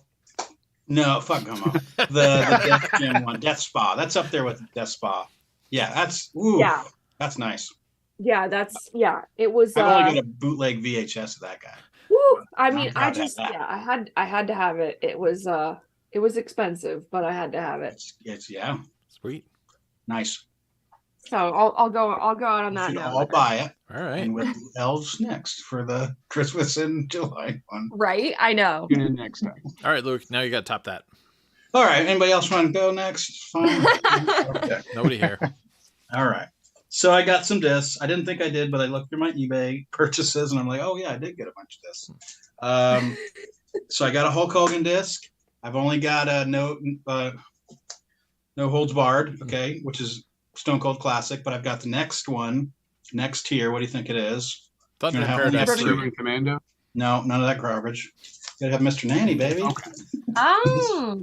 This is actually Nice. it's watchable. Like it's ridiculous, but so sometimes later at night, might have had a few drinks, I might be tired, I might just hit that button. Just and that's how I got Mr. Nanny. And it was pretty cheap. It was cheaper than normal, and I was fine with my purchase. All right. Next one is a movie called this is a Cinema Disc collection, which I would love to have the complete Cinema Disc collection. Oh, but well, let me send that to you. No, I'm good. You said One, love there's to. a billion of them. Yeah. There's just so many, I and have most of them them for are you. most of them are 4:3, but this one is widescreen. It's Wow. Leningrad Cowboys Go America. Mhm. Anybody know this movie? Yep. Sam, are you still there? Yep. Shout out to Yorma. He's a big fan too. Yeah. So it's kind of like big fan of Jarmusch. It's kind of like a Jarmusch movie, but it maybe not as good, and maybe it's trying to be funny, and there's some. It's not. Anyway, I watched it. It was good. I'm glad I have it. But it's about this band from Siberia or something, and they all have these weird haircuts. Yeah. And they're like, "Go to America, they'll buy anything," and it's fun. Jarmusch has a cameo in there, sell them a car or whatever. Anyway. It's one of the Karamowskis, right? Aki Karamowski? Yes. Yeah. Yes, it is. There's two other movies that they're in. Like there's a sequel to that movie, and then there's like a concert film. Next one, I went ahead and pulled the trigger on this guy, Kurt and Courtney. Yeah. Right. Nice. I haven't. This one you always see. Like I've seen this cover forever and ever. I probably watched it when it came out as a kid. And I'm like, I've forgotten everything about it. I got this and I watched it. Like 100%, I think something happened here. I'm not a big conspiracy theory guy, but I think there's more of that story, you know. So I kind of agree, but the film itself is garbage. Yeah. Like this director is just a complete hack. And there's one scene where he goes into a government building, and he said, "Oh, hey, I would like to film it here. I heard Kurt Cobain used to shoot, you know, his BB gun from across the street." And they're like, "Get out! What are you doing?" Like, "What do you mean? I can't do whatever I want at all times? Oh, I'm up. Like, shut up, dude." Anyway, next one I got, Cannibal Ferox. Oh, hey now. Nice. This is decent price. It has a 7-inch in there. It has everything. It has the barf bag in there. I am not a big I love gore, and I don't know why Baby Ryan is in the. Don't look at this one. Get out of here, Baby Ryan. Get out of here, Baby Ryan. I like my gore. I was talking to my buddy at Reanimated. I said, "Hey man, yeah." He always asked me, "What did you watch?" I said, "Oh, I watched Cannibal Ferox." And he said, "Oh," he said, "Of all the cannibal movies, that's the less rapey one." It's like, okay, well, that's good. Great That's good. question. And it's true. There wasn't much rape going. Baby Ryan, get out and go. Where's your mom? Where's that kid's mom? But anyway, I can't talk about the penis getting cut off. Thanks. Tell us about Bluey or something, or Paw Patrol. Okay, next. All right. Anyway, it's a good one. It's by Grindhouse Releasing, which was Stallone's kid. They still around. They still put out stuff, but this was the only release they ever did on LaserDisc. But Sylvester Stallone's son, who died recently, I think, he was was part of that. Anyway, I thought it was interesting.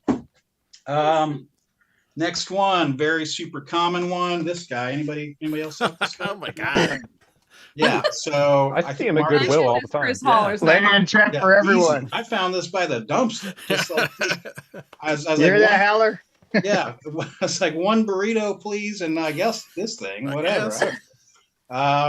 This is very interesting. This is, this hits a spot for me. It's like, the story of it, like, this is the 4.3 version. They put out 2 versions when the movie came out. Howler will talk your ear off about this stuff, but I think this is like LD history right here. Like, I want to believe that they put it out by accident. That they said, "Oh, put out a 4.3 version. Oh, we've got this one," blah, blah, blah, and they put out this really cool version of the movie. Not just different. Anyway, it's like the bikini version of Holy Virgin versus Evil Dead. There you go. Yeah, exactly. Absolutely. Next one up. This is my favorite movie ever made. This is Cinema Paradise. So this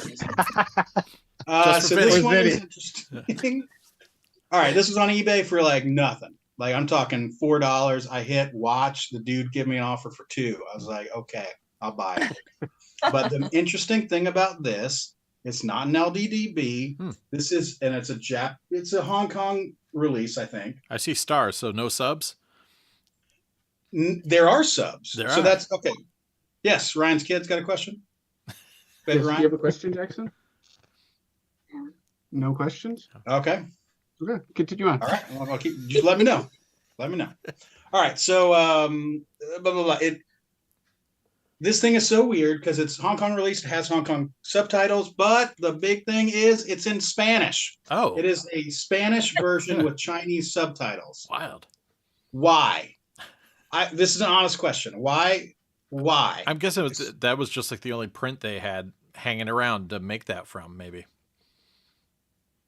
There's a Japanese version of the movie. There's American version. Like, yeah, they probably just were lazy when they were sourcing it and just like, we got this Spanish dub. That's my best guess. That's a good guess. Yeah, I mean, because the other reason would be like, hey, we've got this big market of Spanish speakers in Hong Kong that like aren't really good at. I don't even know. Like, it doesn't make any sense. It was interesting enough for me to get for $6. Yeah, they were probably like, whatever, we're going to subtitle it anyway, so who cares what language it's in, I guess. You know what? That's a good guess. It's still in a foreign language to them. You know? Maybe they didn't even know.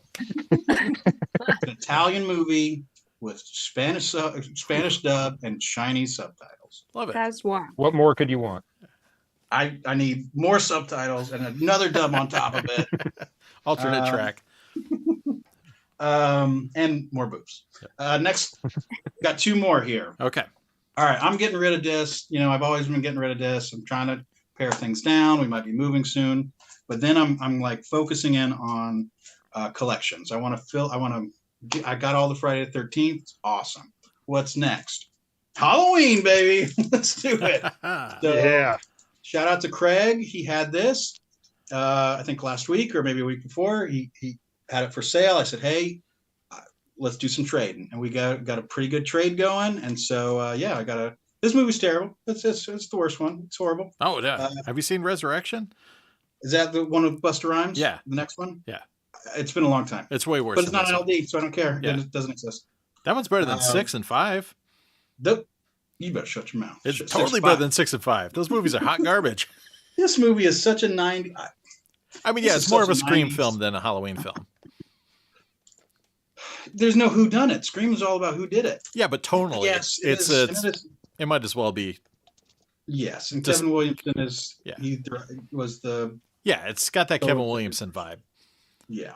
Anyway, I like that Taylor Vaughn from She's All That is in it.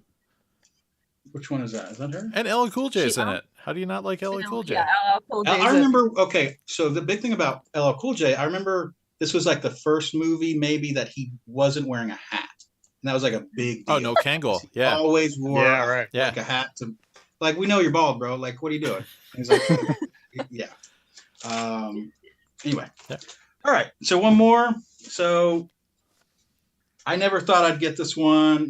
It goes for insane amounts, but finally, like somebody, what's good on eBay when somebody posts something and you look at their other stuff and it's not LaserDisc. I'm like, oh, okay, this person doesn't know what they're doing. And I picked up one of these guys, Halloween 3, Yeah. Nice. for not an insane amount of money. And I was, Anyway, I watched it just straight through the other day. My wife came in and I said, "Oh, have you ever seen this movie?" She says, "I've seen it a lot." Wow. Like, Okay. Anyway, that's it. I was very happy to find that. And Halloween 5 is coming soon, and I will be complete. And Nice. I'm proud of that. Wow. Austin Wilcott wants to know if we watched Halloween Ends. I'm sure everybody's Garbage. seen that. Yeah. But Garbage. I loved it, but I didn't love it more than. Corey's story. I like it, but More than Toy Story 4? Is that what you said? Corey's story. yeah, it's different. Hey, what's up, Mini Ryan? Hi. Hey, Jackson. All right, you guys ready for the hot topics? Ooh. Yeah, now that we are up, got to send them away. It's too hot. Too The hot. topics I are had to sizzling. Better get out of the I had to kitchen. put the whole podcast on mute down here because Luke was talking about a cannibal movie with my son. Yes. I mean, Yeah. He tried that's not cool. to. that's To why his he was credit. stalling, because he's like, I want to wait till there's a child present to show my cannibal films. All right, so hot topics. We generally, most of the time, it's centered around the Facebook group LaserDisc Forever, where we all kind of post in occasionally, or at least lurk, and we go through the community and see what kind of fun things have been going on. Sometimes not fun, but one thing, Luke, you apparently since the last episode actually met up with Wolfpacker Vinny, and you guys cuddled together in a car or something. Oh, is that? Okay, yeah. That was between episodes. How'd that go? Terrible. He's a horrible person. He's taller. That went fine. Yes, I went to Seattle for work, and he went to Seattle for work, and we met up. We did not have much time because he had to go to all these whatever he does with book stuff. I had all the time in the world, but I basically I said, "Hey, what's up? Nice to meet you. Let's go." It was funny because his wife came out and met me, and she said, "I just want to make sure you weren't catfishing him." And she was just she was half joking, but like dead ass, like she would have stabbed me. She was a very lovely person. It was nice to meet her. And it was wonderful hanging out with him. We went to, I said, okay, hey, let's go shopping, basically.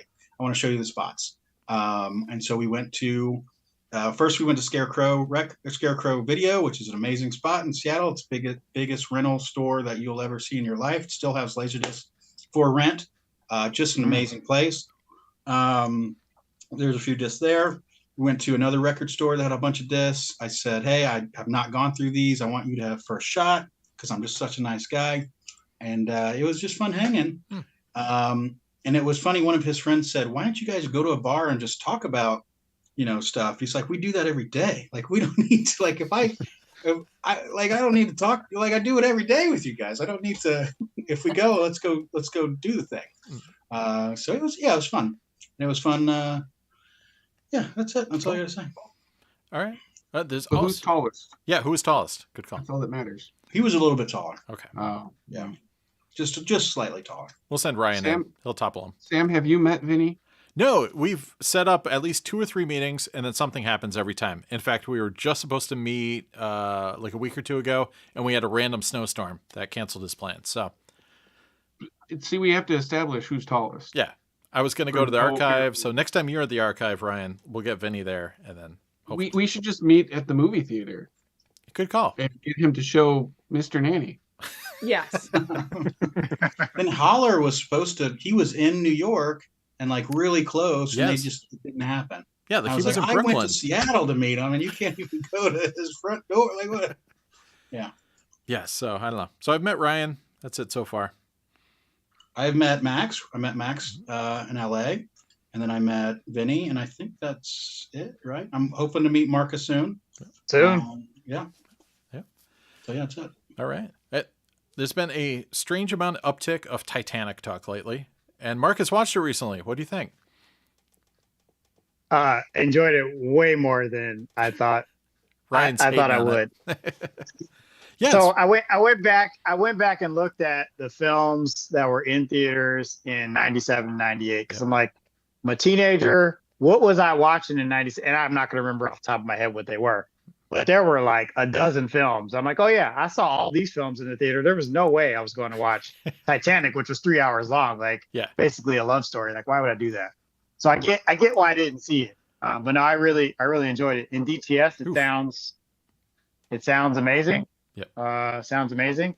But now I'm after the pan scan version. Which Did you is get shot one? in I think I 235. have that. No, I don't have one. Yeah. I'm after it.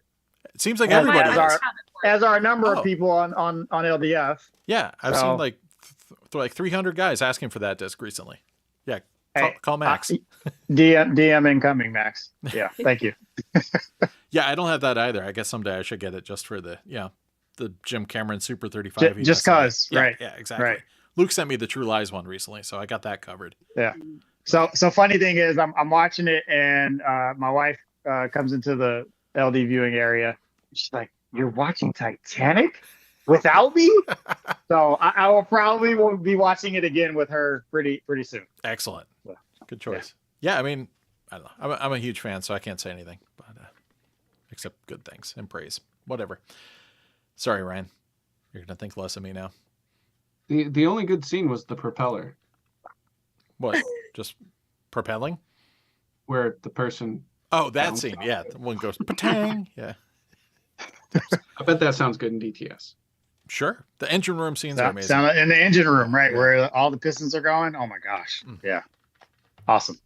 All right, so here's one thing. We should have a public service announcement. Laser discs, I don't know if you guys know, they're reflective. So if you see someone took a picture of one and it looks completely rotted, there's a chance that they made it laid it flat on a table, and there might be a textured ceiling above it. Just saying. Popcorn ceiling in the reflection is very common. And yeah. Don't give up the secret. Come Oh, on sorry, now. never mind. It's total green Those slime. eBay Dead listings side. with all those rotted discs, Yeah. save those Oh. for us.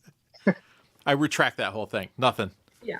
Anyways, speaking of rot, Luke was actually bringing this up. Someone the other day was talking about Dr. Caligari and how Love that. the rot was creeping on it.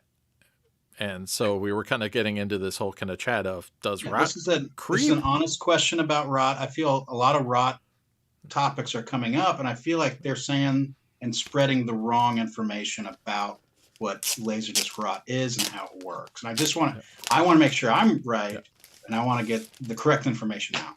Yeah, I gotcha.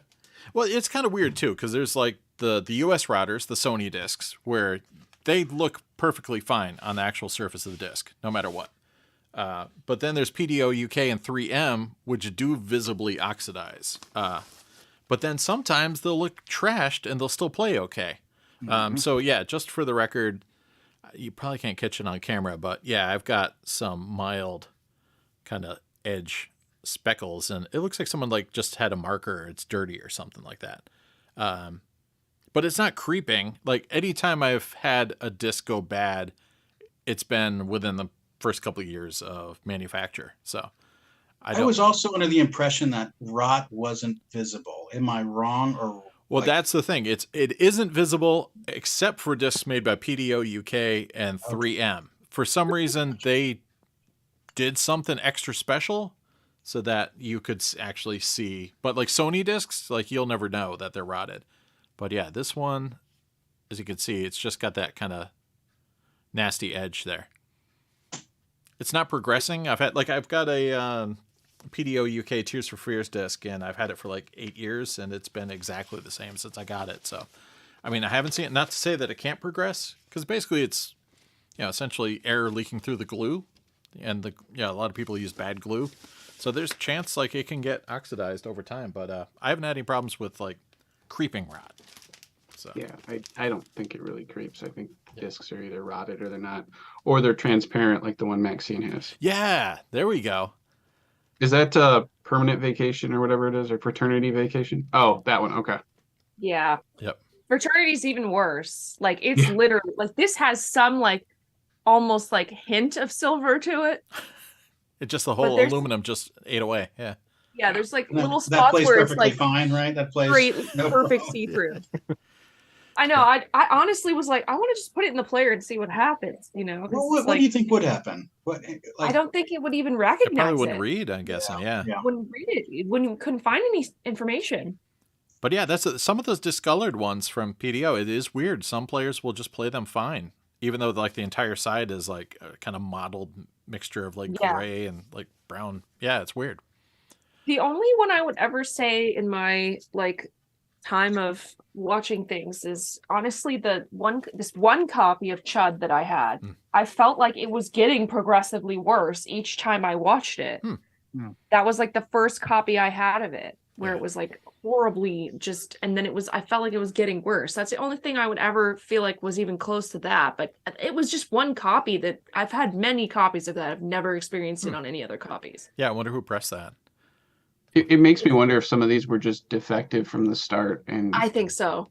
And that's why they're like this, because it seems like there's other ones that just never have a problem. And I've seen some gnarly looking discs that they like, play. no way this is gonna work, and it just plays, and no difference, no change. Yeah. So there you go. You can sometimes see rot, but doesn't mean anything. And like they were talking too, like the one I just showed, it's right on the edge anyway, so there's no actual like program material that far out on the disc. So yeah, whatever. Good times. So don't stress out too much about the rot. Yeah. Take a deep breath. All right. What else? Oh, there was an all-out war. I think it was Matt Briggs. Somebody posted that Star Wars on LaserDisc had better audio than Atmos, and it turned into like a bloodbath. And the post is gone now. Hopefully he's still alive, the original poster. Yeah, I don't think Vinny or I touched it. I think that the original poster was like, this is not what I wanted. I don't need this in my life. Yeah, it turned into a major, I was in there for a little bit checking it out, but I gotta say, it sounds great on LaserDisc. Yeah, I haven't heard Atmos, but I don't know. Does anybody have an Atmos rig in here? I don't even have I think Blu-ray. it's all fake. Yeah, I mean, I've listened to it in 5.1 and 7.1, and all. That's about as far as I've gone. But no, I mean, I like having the old mixes. I don't mind it, even in ProLogic Matrix around. Sounds great. But yep, sounds great. When John Williams hits, he hits. Right. That's all that matters. Yeah, I don't know. So yeah, even if I had an Atmos mix, I have Star Wars on LaserDisc, and that's more than enough Star Wars for me. So I wouldn't rebuy it. Like I've already got it. So I wouldn't know what it sounds like in Atmos. Yeah, I mean, I don't double dip. I've got LaserDisc for days because I mean, you got to get them all, right, Ryan? Yeah, pretty much. And then I've got the scans that I didn't get from Ryan. Yeah, the 4K 77 and all that stuff. So I'm pretty well solid on LDs and 4K. Yeah. Plus, like I mean, we don't really need the dance sequences and all of the extra everything and people shooting at the wrong time. And You don't like Jedi rocks? Is that what you're saying? nope. No, you're not feeling it. All right. Anyways, yeah, I have not heard that most personally, but it was just funny how that thread turned pretty gnarly. And the LaserDisc group, of course. Yeah. It's that's I love that. I think they're just like trying to start trouble. I'm gonna go post in a LaserDisc group about how something's better or something's worse, and it's like, and then on top of that, sharing an opinion about Star Wars. That's just, you may as well just walk into a highway and just with a target on your shirt. Like, good point. Anything you say is going to be scrutinized and challenged. So it is surprising. There's not a lot of talk about the newer Star Wars films. Like, I just imagine people, because there's a lot of Star Wars talk in LDF, but people don't find a reason to bring up the new films and complain about them as much as I would expect. But there's Phantom Menace talk a lot, but because that's on LD, of course. Yeah, it's probably just the fact that none of it's on LD. Yeah. But I mean, I've seen some guys who go out of their way to like, Catherine Kennedy should die, and the new films are an atrocity. Yeah, so I don't know. We'll see. Maybe in the chat, we'll see what goes on in there. Spencer, you can lead the chat. Tell everybody to fight it out over which Star Wars is best Star Wars. All right, what else goes on? There's been a lot of people trying to set up auctions and or demanding offers in LDF. So, Ryan, what are you going to do about that? It's not how it works. I don't know. I don't know. Yeah. I mean, I'll let Vinny take care of it. That I know. I was think okay. the people will kind of like tell you in the comments that they don't like that. I think that it'll flush itself out if it's not going to work. Yeah. But well, that one guy posted like dozens of titles. Yeah. And then just basically it was like free for all. Go bid. It's like, what? How does this work? This does not work. It's not going to work. Yeah. Sorry. Yeah. And then he's like, well, which titles did you want? And I'm like, I don't even know what version it is. Like, Yeah. Did he ever hit you with any details or no? I think he might have messaged me, but like, I gave up because it's like, he's like, I got to go to a storage locker. I'm like, I'm done. I'm out. Like, just either make it easy or put them on eBay. We're not this guessing game. I'm not taking chances. I don't need it that bad. Yeah. Also seems to be a lot of people getting out lately, like of the game entirely. We have this conversation spring every year. Yeah. It seems. Everybody gets out. They like hoard or collect, and they burn out or they owe taxes or who knows what, and then they sell. And there will be this sales like for the next 2 or 3 months, and then everybody's back in the game and back at it. And it's officially a pattern now, right? Oh yeah, it's definitely a pattern. So people getting out, great. People getting in, great. Yeah, I mean, because we even had a post. I think it was earlier today about a guy wanting a specific title. I don't recall which one it was, but he's like, I just got my tax return. He literally said, I'm willing to spend hundreds on this. Oh, for who's got it? Tenchi Universe disc, I think. Yeah, it was like number 3 or something. He's like, I'm going to spend like $300 on it. Like, all right. Nobody has it, but yeah. But tax return. Are you out yet, Luke? I know you've been getting out for a while. Man, I've been getting out for the last 7 years. I'm trying the best I can. I can't do it. It's not that easy. No, to be honest, if I had my pick, I would just have the Criterion collection and maybe a few pockets of things I really like. But no, I am not. I'm always whittling down, but I'm not officially out. Anybody else getting out? Hayden, you getting out? No, not anytime soon. It's just a fun way to get movies. It's just another, like, it's not like its own hobby for me. It's just buying movies. So like, there's nothing to get out of. I've already got a player. I don't want to have to get rid of a player. Selling a player sounds like a pain. Yeah, I hear you. I tried to sell a player and nobody bought it. Yeah. So, it is weird. Players are strangely very hit or miss to sell in LDF. People say they want players for days, but then you try and sell one and it's just crickets. I know. I had a whole post with like a bunch of players and like, nobody took me up on those. Yeah, it is weird. But you put them on eBay and they'll sell. I love it when I post a rare disc, and just casually post it on there, like these are all for sale, whatever. And then no bites, nothing. And like a few days later, I must have this disc. Who has this one? Like, I'm so tired. I'm not gonna do it. I'm not gonna. I guess I got it. Maybe. Yeah. You getting out, Marcus? Or are you in for the long haul? No, I can't imagine a day that I won't have LaserDisc. No, that's not going to happen. I feel for my family, whoever is behind me after I pass. Yes. I'm gonna have to leave detailed instructions, Right? Because they will have no idea what to do with any of this or what Dumpster. No, please. We can I'd run like a to tell lottery my at wife. LDF, and you pick a number and it goes to certain members, whatever. But no, you need to take care of this stuff. Please. That's a good call though. Like we should, and like Living Wills and things like that, we should create a service where we give detailed interactive video instructions for our loved ones on how to deal with our collections post our passing. It's kind of a dick move. I mean, yeah, but I mean, it's a service. So anyway, I tell my wife, I say, hey, this disc right here, this is the one. Don't sell it for $0.25, please. Like, this is she gonna remember the records too. She told me to write it down. That's why I can't even imagine. Wife has a garage sale and somebody comes by and they're like, holy crap, these are only $1 or whatever it is. Yep. Like, no, don't do that. Please don't do that. Yep. Chuck will be there. He'll just take them all. Yeah, right. Yep. So. Yeah, he'll want on my sleeves too. I got sleeves for you, Chuck, if you're listening. Oh, nice. Chicago one stops or? No. Yeah. Well, yeah, I got random ones that I get from Japan. I just got a whole stack of them. I love those. He can have, the ones that say like disappear on them, or any ones like any unique characters or I'll keep them around for fun. I keep them, yeah. And I mean, I have specific sleeves I use, but there's some occasional like really nice, clear, open top ones I get from Japan, and I kind of keep them around for like my periods when I'm in need of bags, and I'll just use them as like a temporary storage space. They come in really handy. So bags. So I just bought a ton from Bags Unlimited. So, and I already went through them all. So, and they delivered the wrong ones too.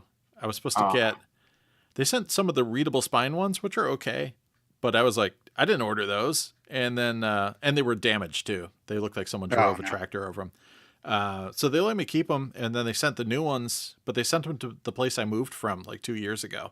Oh, no. And I was like, why do you do that? So luckily I drove there and I stole it from my old porch and nobody yelled at me. So, and I'm not in jail yet. So we'll see how that goes. What else is new? The old ET CAV box set from 89 or whatever does not have Harrison Ford in it, no matter what the LDDB says. Another public service announcement for you. So the LDDB is completely wrong. So that's for you ET fans out there. Someone should update that. Yeah, right. One of us. I mean, could do it. I haven't watched the disc, but still, there's no Harrison Ford on it. Yeah. Anyways, if you want a Harrison Ford, he's on the 96 Signature Collection box set. So you got options. Anybody have any other hot topics to air? No. All right, let's get physical then. Did we do Grail Watch? Oh, how could I forget Grail Watch? Oh man, I was gonna say I was like, did I sleep through that? Am I Luke?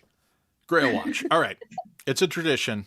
I comb through the LaserDisc Forever to see how many times Grails have been mentioned since the past episode, and we determine if they're worthy or not. So, all right, since the last time. Wow, this is. Yep. We're going all elitism around here. Yeah. Oh, yeah. Yeah. I heard that we're elitist. Was it dog packers? Yeah. Yep. Yeah. All right. Dog packers. In fact, your buddy there, Luke, has dropped a lot of these grails. Voltron. That's a good grail. That was one that surprised me. Yeah. Like, I feel like 5 years ago, that was just, you could get on eBay for $10. And now, like, everybody who watched it has gotten into LaserDiscs, and now you can't find it. Yeah. Good stuff. Jerry Anderson's UFO, Part 1 and Part 2, the box sets. Good show. Yep. Those are cool looking box sets. Yeah. I'll give them that. But there's two versions of it. All right, we got Ironic Grail, Michael Bolton, Soul and Passion. Oh, yes. I mean, Hard yes. Hard yes. yep. Yeah. The Punisher, that's a grail. Mm, Dolph Lundgren. All Yes. right. Yep. not not hard to find, but okay, Yeah. it can be a grill, I guess. The letterbox version of Ferris Bueller's Day Off, that's a grail. No way. I've seen it a book off in San Diego for $10. No, get out of here. Oh, it's lots of places. All right, we're getting better. Meet the Feebles. Yes. Yeah. Yeah. I mean, it's limited. That's That's why I have a PAL player. Everything else is just icing on the cake at this point. Yep. Now we've got Angry Sarcastic Grail, 10 Commandments. So Yeah, hard yes. Yep. Hard yes. I have it. Who wants it? You've got it. Now I remember the Ferris Bueller guy though. That was an interesting post. Like it was just him and the cards being really happy. got my grail. Ferris Bueller. My grail. Yeah. I mean, I wish Why is Ferris that- Bueller was my grail because I'd be done. Yeah. Perfect. All right, now we're just completely going off the rails. Now our grail is slide out tray VHS release of the live action The Amazing Spider-Man television show. In LDF, that's a grail. All right, it's getting worse. A B&O CRT television. Also a grail. All right, Good Burger. There you go. Yeah. I mean, Can see that. it's hard to find, but Yeah. I guess. All right, ironic grail that never gets old. Speed. Oh, Yeah, amazing. Yeah, of course. never gets old. Speed. Oh, that's good. That's good. Vague grail. Late release stuff. Oh, well, I think that was Joe that did that. I don't think he wanted to tip us off like what his grails were. So it's just under the blanket of late release stuff. The Iron Giant. It's reasonable. That's Yes.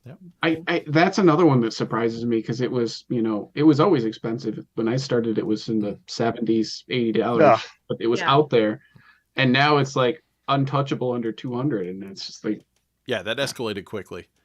And that guy recently sold it for over 200, right? Probably. Yeah, I think 225, 250, I think, this week. And what I else? was about to get. I was thinking about it. This is my addiction and work. I was like, oh, maybe I need that. And then I'm like, oh, I don't like that movie. I don't. Yeah. There you go. But so you late need release. it. Yeah. All right. Signed The Thing signature collection. That's a grail because it's signed. It was a grail because the guy was trying to Yes. sell it, though, not because he seemingly cared about the movie. Yeah, he Also- decided that it's your grail for you. It was also really beat to fuck for a signed copy. Like, Yeah. I hate to say it, like if you're selling a signed copy to sell, why did you get the shittiest one you could find? Like, anyways, Yeah. carry on. And the company that certified it too also like attached a sticker, I think, directly to the jacket. I'm like, well, that's cool and all that you certified it, but couldn't you have just, I don't know, put that in a, I don't know, little envelope or something? I don't know. Yeah.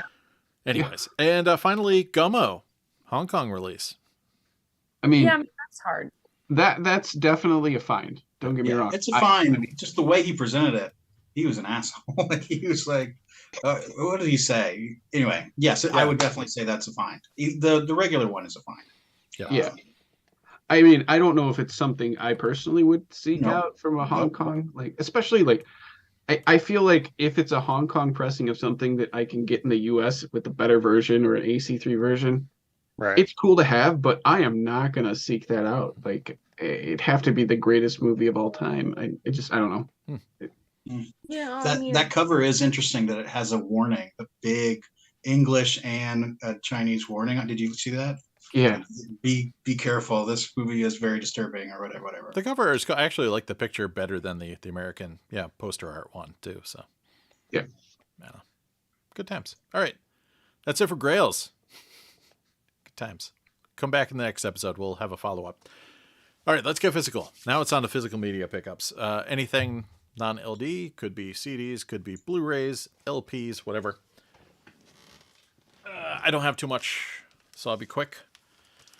Just a couple LPs. Give me Metal's last record was Cattle Decapitation, the Anthropocene Extinction. So there you go. Gather the kids and check this out. Yep. Tasty. And I was looking for this for ages. Finally got a copy of Yellow Magic Orchestra's. Actually, they were feuding with the record company, so they're actually not YMO in this.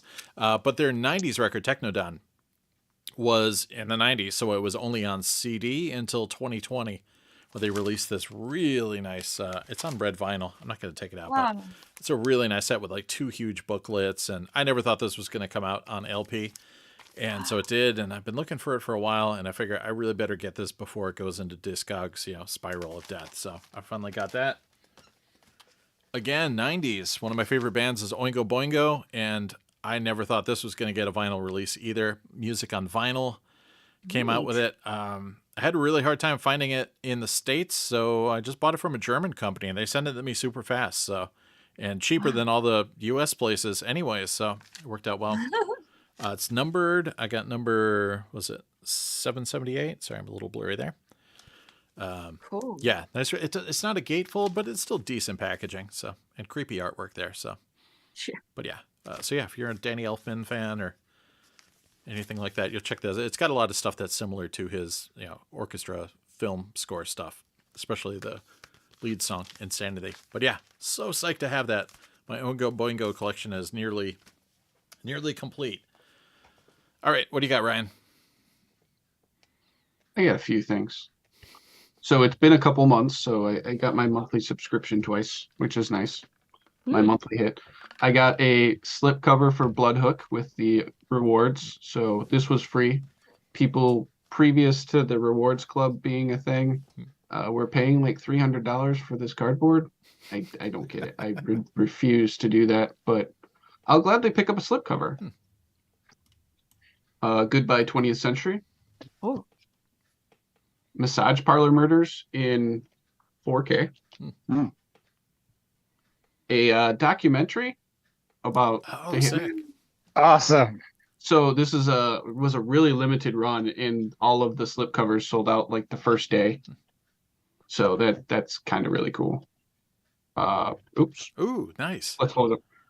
The Devonsville Terror, really cool. Yeah, I love that movie. Yeah. I'm kind of bummed that it's the same artwork, but whatever. I should grab that. And then Biozombie. Whoa. So Wow. they had a surprise subscribers only hard case that people were paying like $100 for the hard case on eBay. Like the case, just this piece of paper, plastic. It's plastic, I guess. And then you have the actual movie with the best scene in the movie spoiled on the cover, which is fine. And but I definitely recommend. I had to watch it because it was a cool Hong Kong horror. It takes place in a mall. Cool. So like it's this 90s mall that you get to see. Excellent. It's pretty cool. Wouldn't say it's great, but it's cool. And then moving on to the next month's subscription, got Nightmares. All right, which This one Nightmares is is actually it? from Umbrella Entertainment. This is a newer movie. Oh, okay, so it's not the 80s one. Right. Yeah. They're an Australian, I believe, label that they just joined and started releasing stuff that was previously only in or only released in Australia or mostly released. We got Dog Tags, which is a VSA.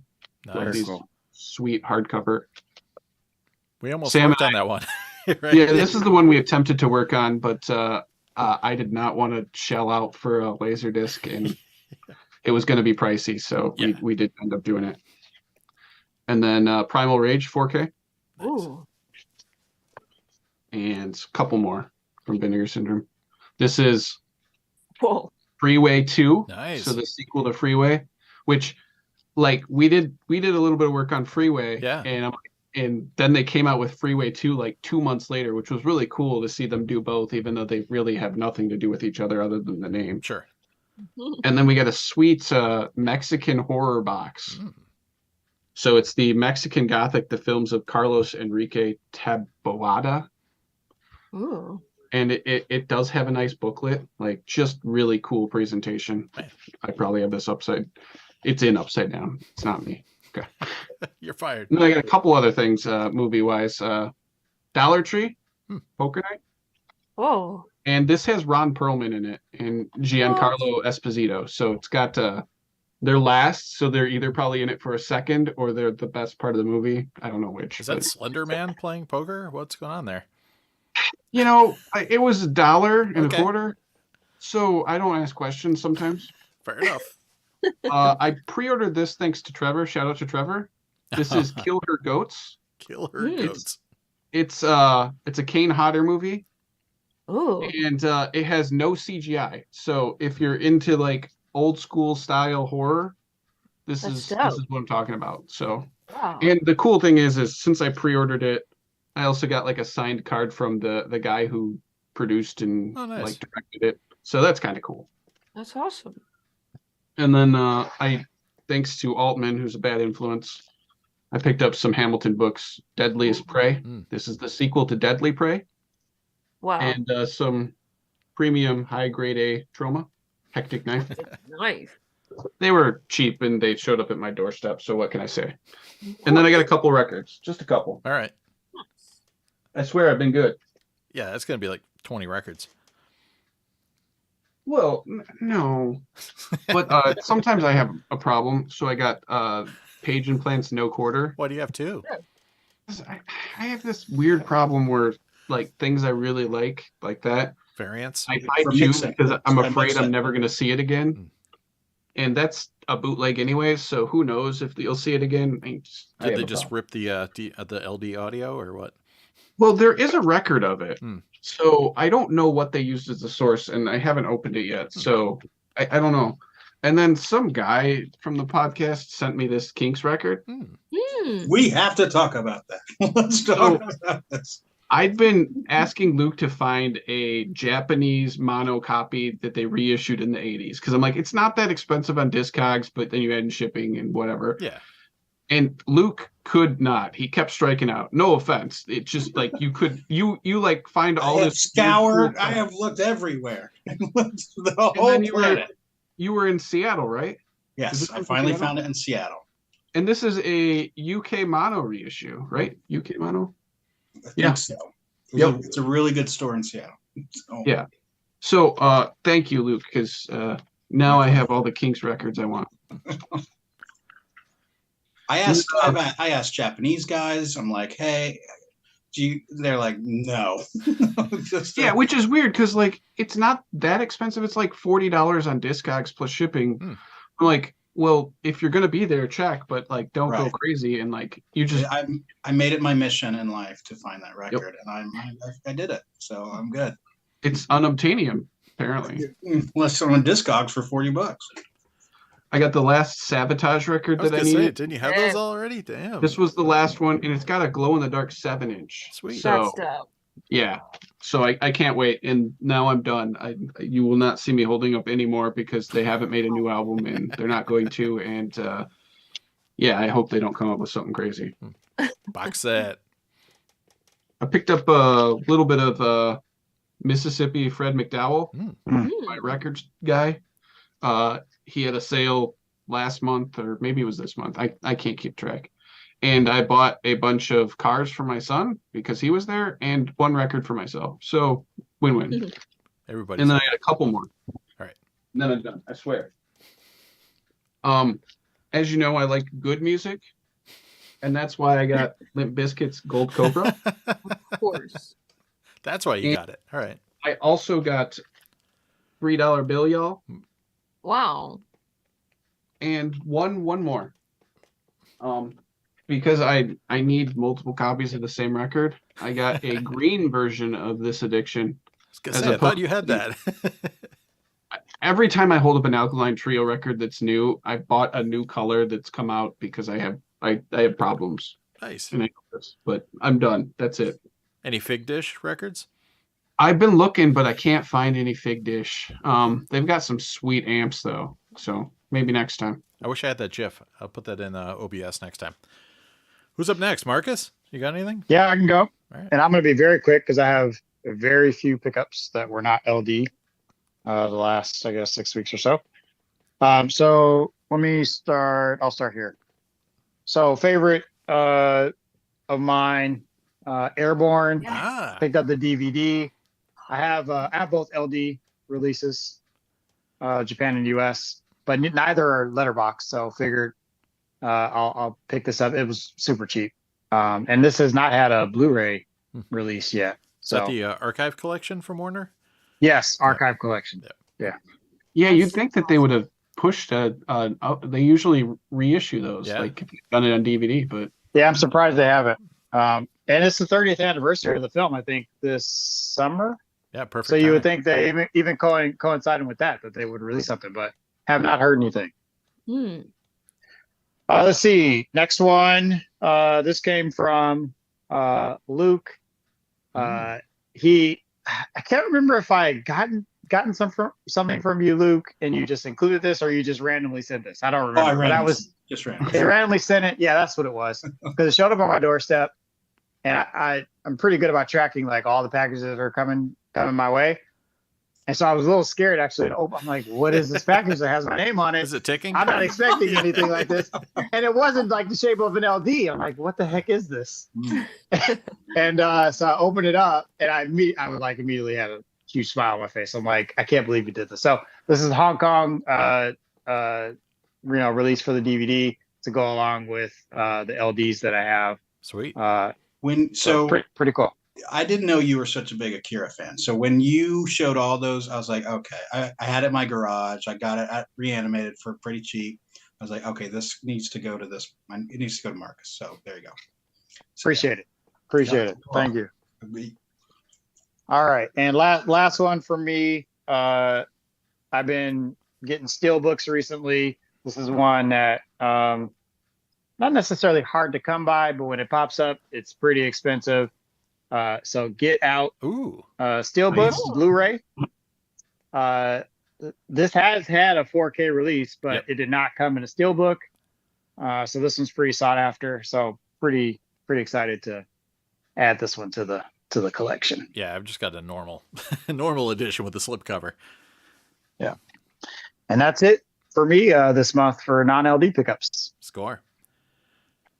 Again, it is great getting the secret Luke packages, total mystery, shaped weird. You have no idea what it is. Could be VHS, could be DVDs, could be something. And then my wife asks, what is that? I'm like, I don't know. It's from Luke. Could be anything. It was a very nice surprise. Yep. Getting out of my garage package. It's just random things from his garage. There's some gloves in here, a garden weasel, a bucket. Thanks, Luke. All right, who's up next, Max or Hayden? Who wants to go? I don't have any non-LD stuff. Okay, so- Hayden, you got anything? All right. Yeah, I got a couple things. So got the expanded CD for Stop Making Sense. Ooh, nice. Talking Heads. Cool. So that a little while ago, and then we had a new. Well, this is actually a few months ago, but it's fairly recent. We had a new media store open up after locally after our main one had shut down a couple of years ago. So now there's actually a place to go buy DVDs other than Goodwill. So picked up Minority Report. Nice. And then 1 Hour Photo, which I've never seen. Oh. All I know about it is the Evangelion reference. Mhm. That for some reason anime fans take that to mean that Robin Williams is somehow a fan of Evangelion. Just pure psychopathic behavior from these fans. But yeah, can't wait to watch that. It's a really good movie, too. Yeah, it's good. You'll enjoy it. Yeah, I've heard. I've only ever heard good things about it. So eager to see that. And then finally got Prometheus. I have seen this, just didn't have it. Friend lent it to me a while ago. I know a lot of people don't like it. I love Prometheus. I think it's cool. I like that and Covenant. I still need to see Covenant. I haven't seen that one yet. And they look stunning in Blu-ray. They're great. Yeah, the trailer looked cool. And then I got Bubba Hotep. Nice. This is, Nice. I didn't realize when I got it, this is the 4K Blu-ray combo. We haven't upgraded to 4K yet, but it's nice to have it when we do upgrade. So, and then this one I knew was 4K when I bought it. This was just future-proofing. Nope. Oh, nice. Finally got around to picking that up. My girlfriend and I saw this in the theaters, and then after we saw it, when we got home, we just kind of locked the doors and didn't know what to do. We were just terrified, so we just watched Key and Peele sketches for like 2 hours while we just intermittently had thoughts about the movie and kind of processed it and internalized it. So we're probably going to rewatch this weekend. So That's awesome. Really excited for that. And then I've seen one scene from this movie, City Hunter with Jackie Chan. Oh, sick. I've seen the Street Fighter fight scene in the movie. Have no idea what the rest is about. So That's that Excited cool for that. Fox series that they came out with like a ton of HK films on DVD, and they were like $4 at Target for a while. And I'm like, that's amazing. So, thanks, I mean, Fox. this is $4 on eBay, so the legend lives on. Perfect. And then Luke sent me this. I've not had a chance to watch it yet. Here we But go. this is The Boxer's Omen. This amazing cover art. I can't compete with this. This is on another level. I love all the weird little bits of like tape that have like Christmas presents on That's them. it's Japanese tape. There's a name for it. I forget. Anyway, Clearly, like a madman did that. Like John Doe from Seven put that together. Yeah, this, and now I'm realizing that there's a mag card inside of here. So yeah, of course. the gift that keeps on giving. So I haven't watched it yet, but I will get around to it. I Whenever pulled the you want. VCR out of the closet, and come to find out it doesn't work.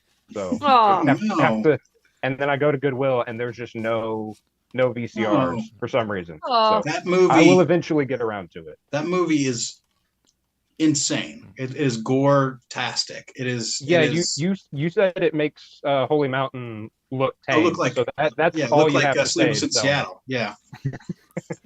Anyway. So very eager to see that. But yeah, that's all for pickups for me. So, Score.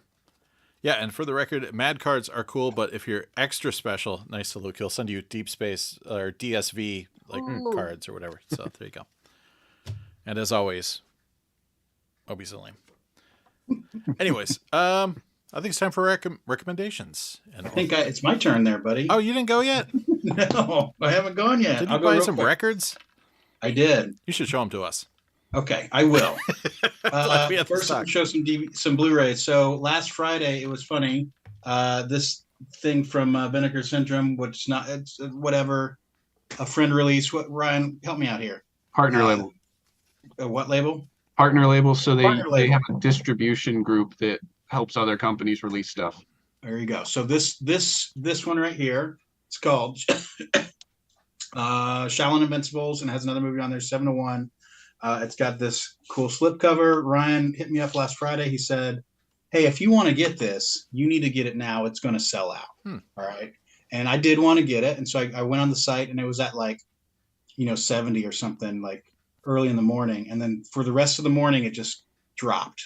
And it was, and it sold out. It sold out like by 10 a.m. or something. So I picked this up. The sad thing is, it's not that great. It's not a great. They make it out like, oh, it's a kung fu movie with gorillas in it, and it's that's awesome. I want to see that. But it's just like it's a pretty typical kung fu movie, and like there's like 2 scenes where they fight a gorilla. Anyway, but it was fun to watch it go down that Friday. That was the most exciting part of my day. Sell out. Next one, this on the ship. A buddy of mine, he told me about this horror movie, and we watched it, and it was just really great. We all enjoyed it. And so I found this one, Night School. Have you ever heard of this one? Yeah, I've never seen it though. Oh. It's great. It's a really good movie. So this is a nice Warner archive collection version, just a nice slasher movie, and there's a big twist at the end that you didn't see.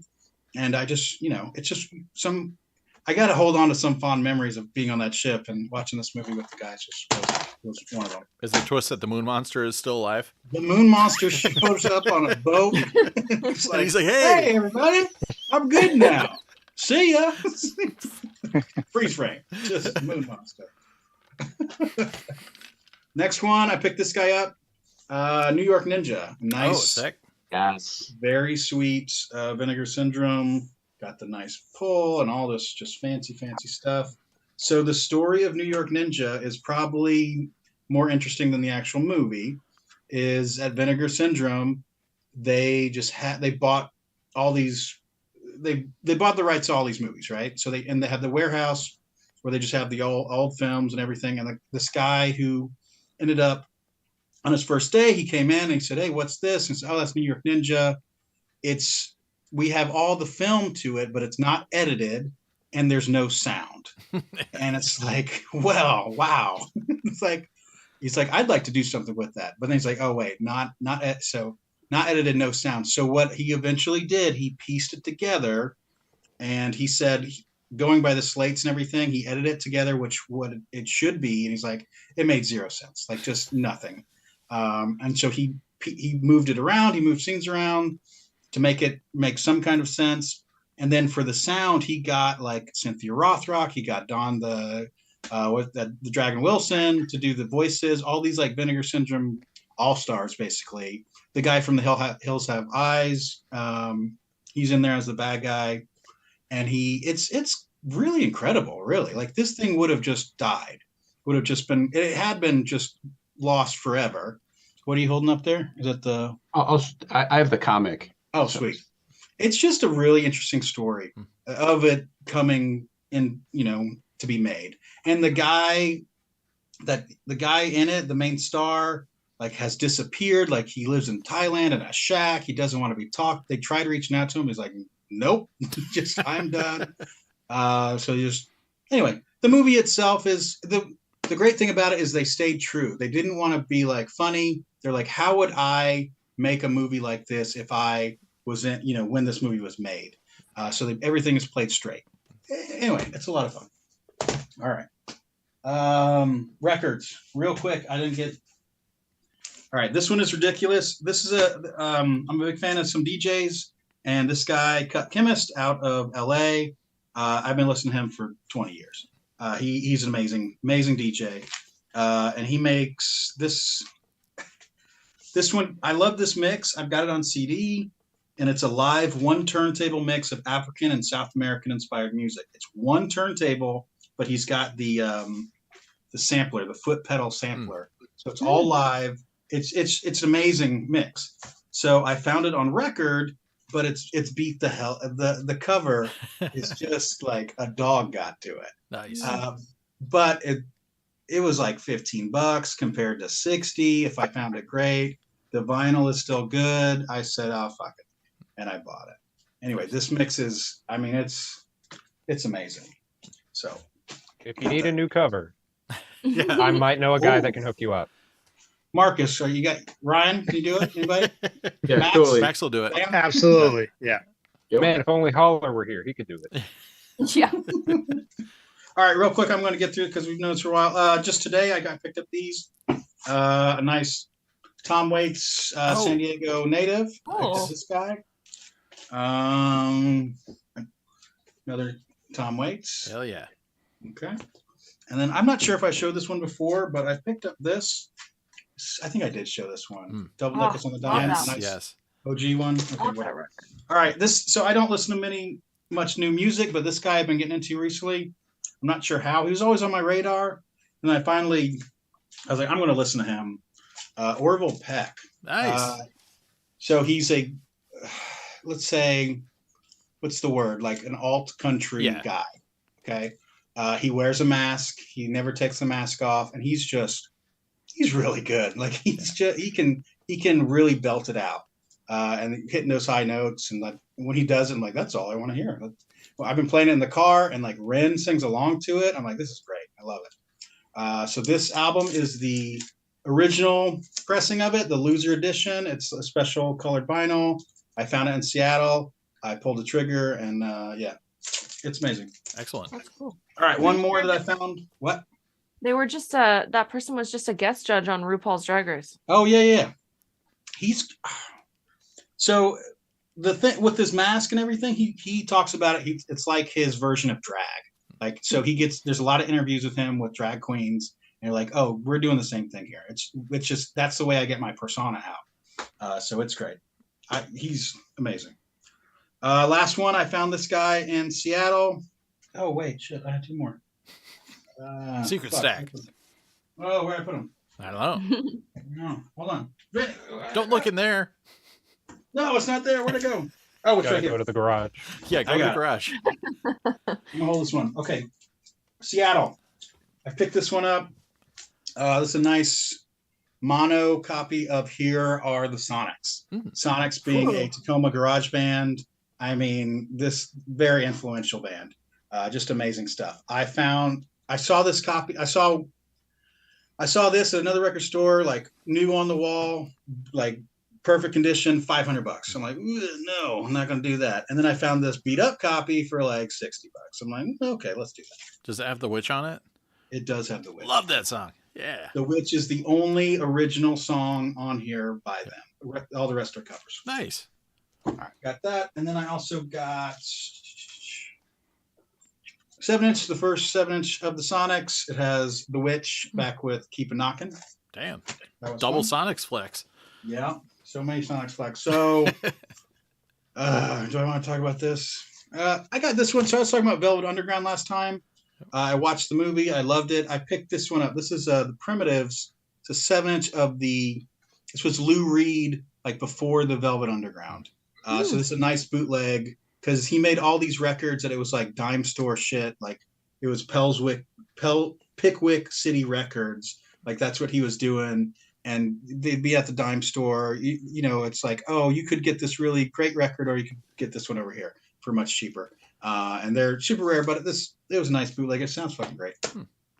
All right, last one. I got this in Seattle. I saw it on the wall. I said, oh, fuck it, let's do it. A nice original copy of Rage Against the Machine.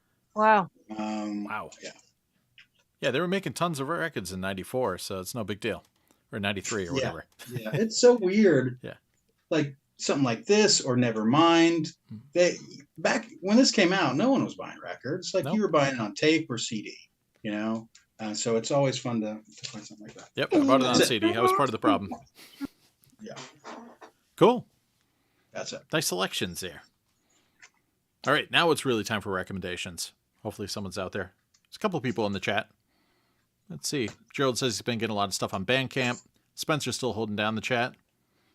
And, yeah, talking about MOVs and how they're expensive. All right. Recommendations. I've been watching the usual stuff. Obviously, Mandalorian, new season of South Park, and that sort of stuff. I'm sure somebody else will cover that. But fun stuff. I'm also digging Informa, a Japanese show on Netflix. But the other Japanese show I watched on Netflix, I did watch all of it, and it was wild, called Ariyoshi Assists. It's Hiroyuki Ariyoshi doing. He usually hosts like these, kind of games. The game shows are like half, variety show, half jackass. So if you're a comedian, I mean, even if you're a professional, it doesn't mean that you're not going to get burned by scalding water or scalding goo or any number of things, or have to do horrible things with your nose and body. And yeah, it's intense.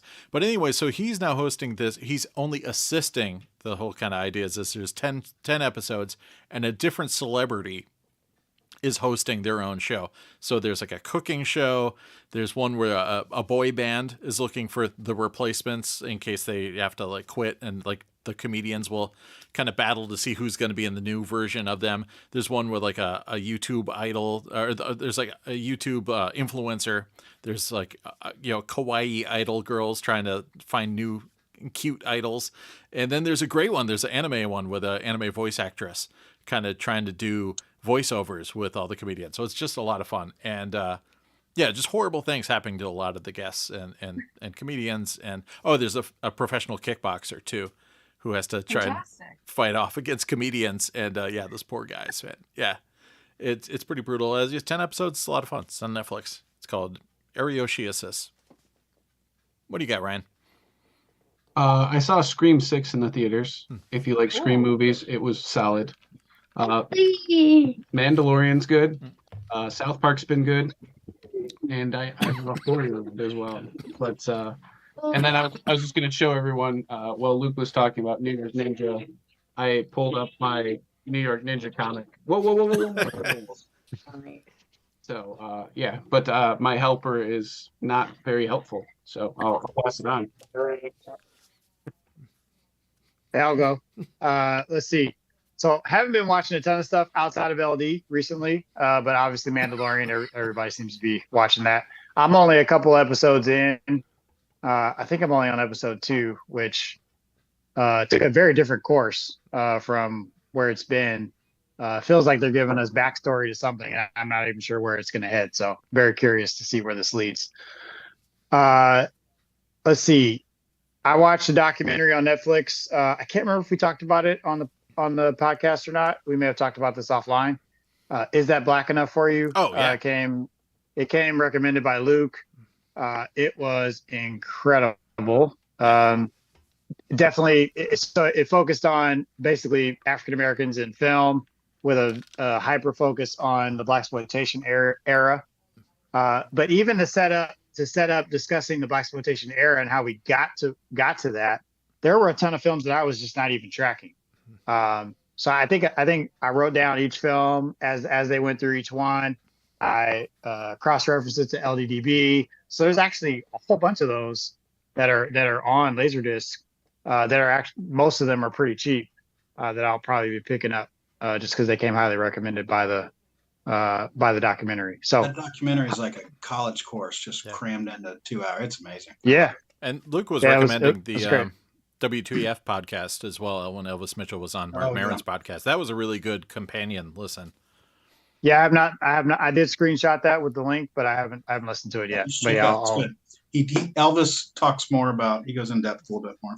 It's good. Yeah, because my question was like, why isn't there a book? And then Luke's like, listen to the podcast. It's in there. And in the podcast, he's like, yeah, I tried to pitch it to everybody. Nobody wanted it. Like, yeah, Mark Maron's like, even this company that does everything, even them. Yeah, I'm like, how is there not a book? But whatever. Yeah, you're right. It would be a great coffee table book for sure, at the very least.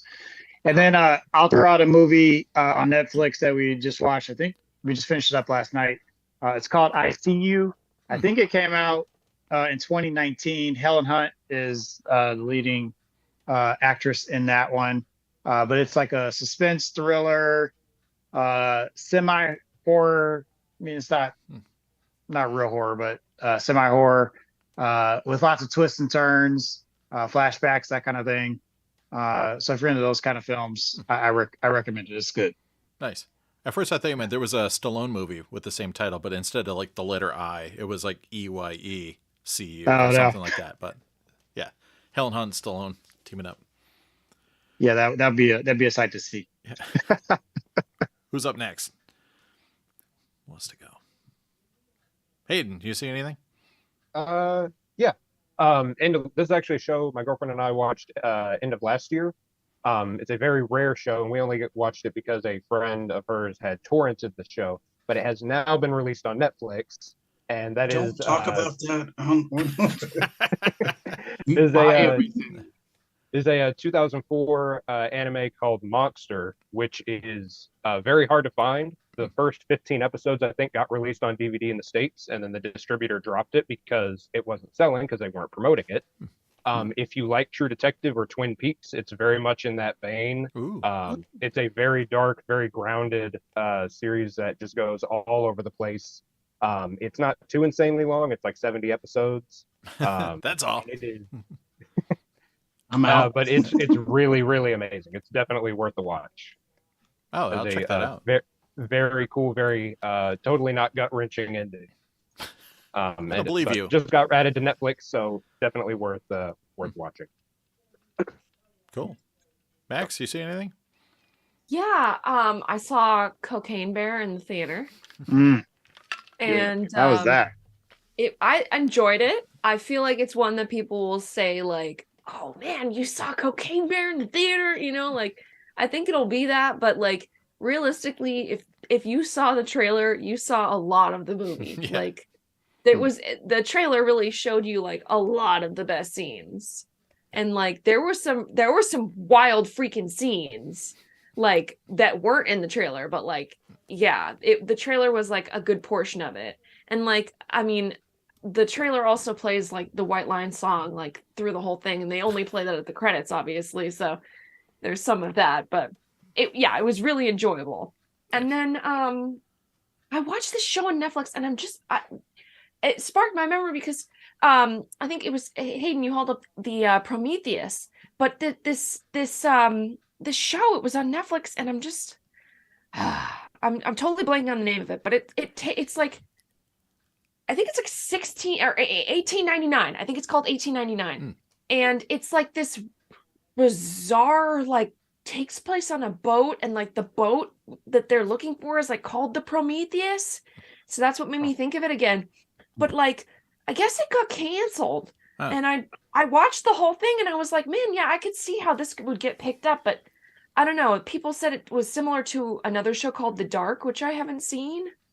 But it was really wild and interesting, and Just, I mean, it was kind of more of a twist than I was expecting at the end of it all, but it was yeah, it was really interesting. Netflix, you said? Netflix. Yeah, Yeah, it was on Netflix. They canceled some good shows. Yeah. Yeah, I know. And like it's definitely multiple languages in the people speaking. Also, while people are speaking English, so there's some sections where it's clearly dubbed, but like then there's also actual actors speaking English while other people are clearly speaking. It's very wild. Yeah, because I thought that Dark show, I thought that was a European show. Yeah, I think this is maybe from a similar. I don't remember the correlation from it. I watched it a little while ago, but yeah, that was really like bizarre and interesting, and like there was a lot of scenes that I thought were going to be really really scary, and then they kind of weren't. It was it was like I really liked the movie Cube, and it kind of felt like that air of like not completely, but like in that kind of vein of like a problem solving, like puzzle solving kind of thing. Very interesting. Well, very kind of like science fiction-ish. Interesting. Cool. But yeah, I would definitely recommend that. And I kind of was bummed out that it got canceled. Yeah. Is there like a horrible cliffhanger at the end, or?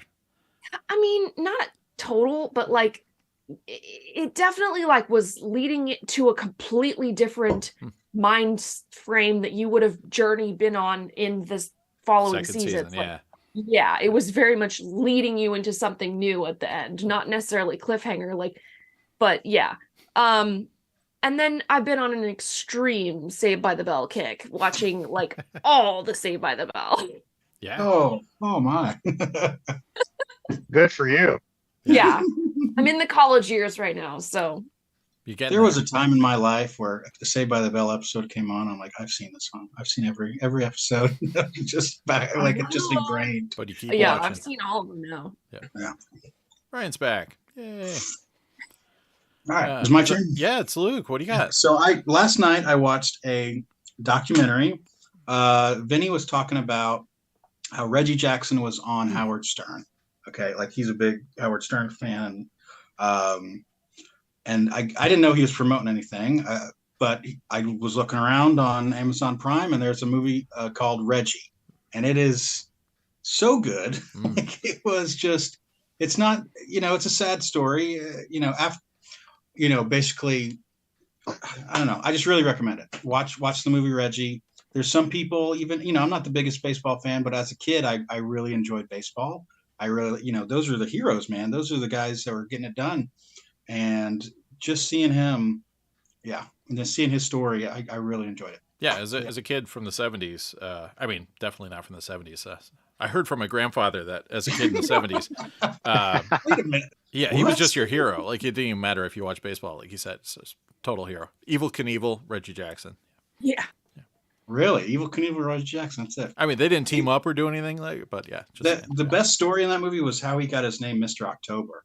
Like, I guess one of his teammates who didn't like him too much, a guy named Thurston Mutton or somebody you don't remember. Thurston Moore. Said, he was mad, and he said, they wanted to ask him questions like, just how about you go ask Mr. October over there, and that it just stuck. Wow. Anyway, it's great. I really liked it. Nice. Excellent. All right, we'll add all those to our streaming list and watch them.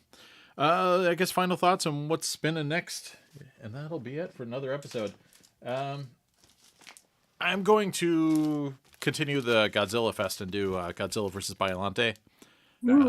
I need the nicer edition too, but I'll settle for this one. Hayden, does this have better audio than the American cut or the disc? Oh yeah, that one's in Japanese. It's Dolby Stereo. Excellent. I have that one. Side 2 is rotted on mine. Oh no. That is one of the ones where if you end up deciding to get the CAV box set folds that one in half, throws it in the trash, lights it on fire. I mean, but audio wise, that one does absolutely murder the US release. All right, good. I mean, I'll definitely be getting the box set, but I mean, come on, I'm gonna have to keep this for just that. Yeah, that cover alone. So. It's fantastic. Yeah, classic stuff. All right, good. I'm glad the audio is better. So that's up next because I figured that I'll just follow up Godzilla 84 with that one, and then I'll double back to the 50 stuff, I guess, later. Yeah. I do what I want. Well, what are you Yes. doing next, Ryan? I'm gonna watch Wings and Cole Hauser. Ooh. All the Hausers. Both the Hausers. Yep. So, yep. Which one of them was the skinhead in, wasn't one of them the skinhead in Higher Learning? I don't know. I've never That seen that. led Michael Rappaport into the, like, kind of evil, skinhead lair? Did you just say you've never seen Higher Learning? What? You never saw Higher Learning? Okay, You've we're never gonna seen Blues Brothers? we're gonna fix that. We're Yeah. gonna fix that. Higher Learning Party. Be there. I wonder if I have it. I probably do. You have it. Oh, yeah, you I'm got sure it. you do. We'll send it to you if you don't. Let's see. Let's see if I have it. The soundtrack's great, too. You should get the soundtrack. I do not have it. What? I know, I don't have it either. Yeah, Max had that problem too when we were I had trying to that set that too. up last time. I bought that from, I'm not old, but I bought that from Suncoast opening, or release date weekend. Ooh. It's a DADC USA pressing. Mine's good, though. I had one that was rotted. Second one was okay. Yep. Yep. You've never seen Tyra Banks, dying on that? That's when she dies on the. Hey, Spoiler stop, alert. stop, Sorry, stop, sorry, stop, stop, sorry. stop. Captain spoiler here. Luke. All right, my bad. Anyway, so Ryan, you're What going was to watch that Higher site Learning, you right? used, Hayden? No. Huh? What was that site I you heard used, mine. Hayden? For the things that aren't The enough. thing that you're not supposed to talk about. Oh, Yeah. yeah, the piracy thing. Yep. It's called Oh, Best wow. Buy. We don't It's do called that. Go No, to Best Buy. we don't do that. Yeah. All right, well. All right, watch that. Who's up? Who's- I think I'm up. All right, I go think it's for it. me. So obviously, I'm watching this next, probably tomorrow, if I can squeeze in some movie watching time, Nice. so I can. So there's an extended version. That's the regular version. No, right? that's the extended one. On Oh, the is it? signature. Yeah. That's Oh, sweet. That's a great. Yeah, cut. we're good to go. Yep.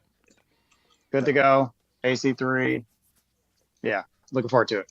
Good looking print too. Like it's not bad. Good times. All right, Hayden, what are you watching? First thing I'm going to be watching is Memories. I've been wanting to watch this forever, and it's felt like Yeah. it's not felt velvet. It's like it's perfect. That'll go nice It's the next best to LaserDisc. that Area 88 box that Marcus had.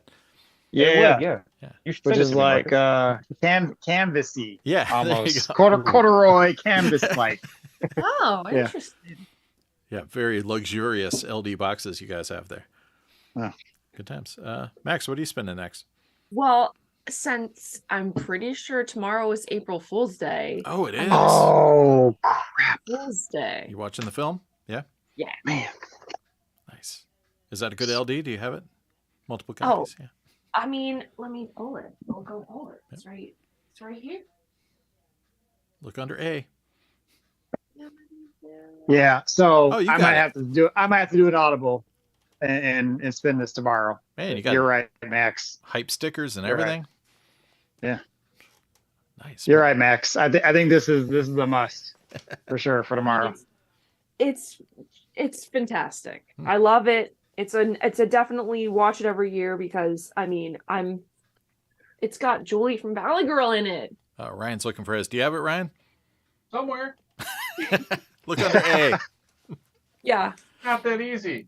It's got a white spine with black letters. Yeah, look for the white spine.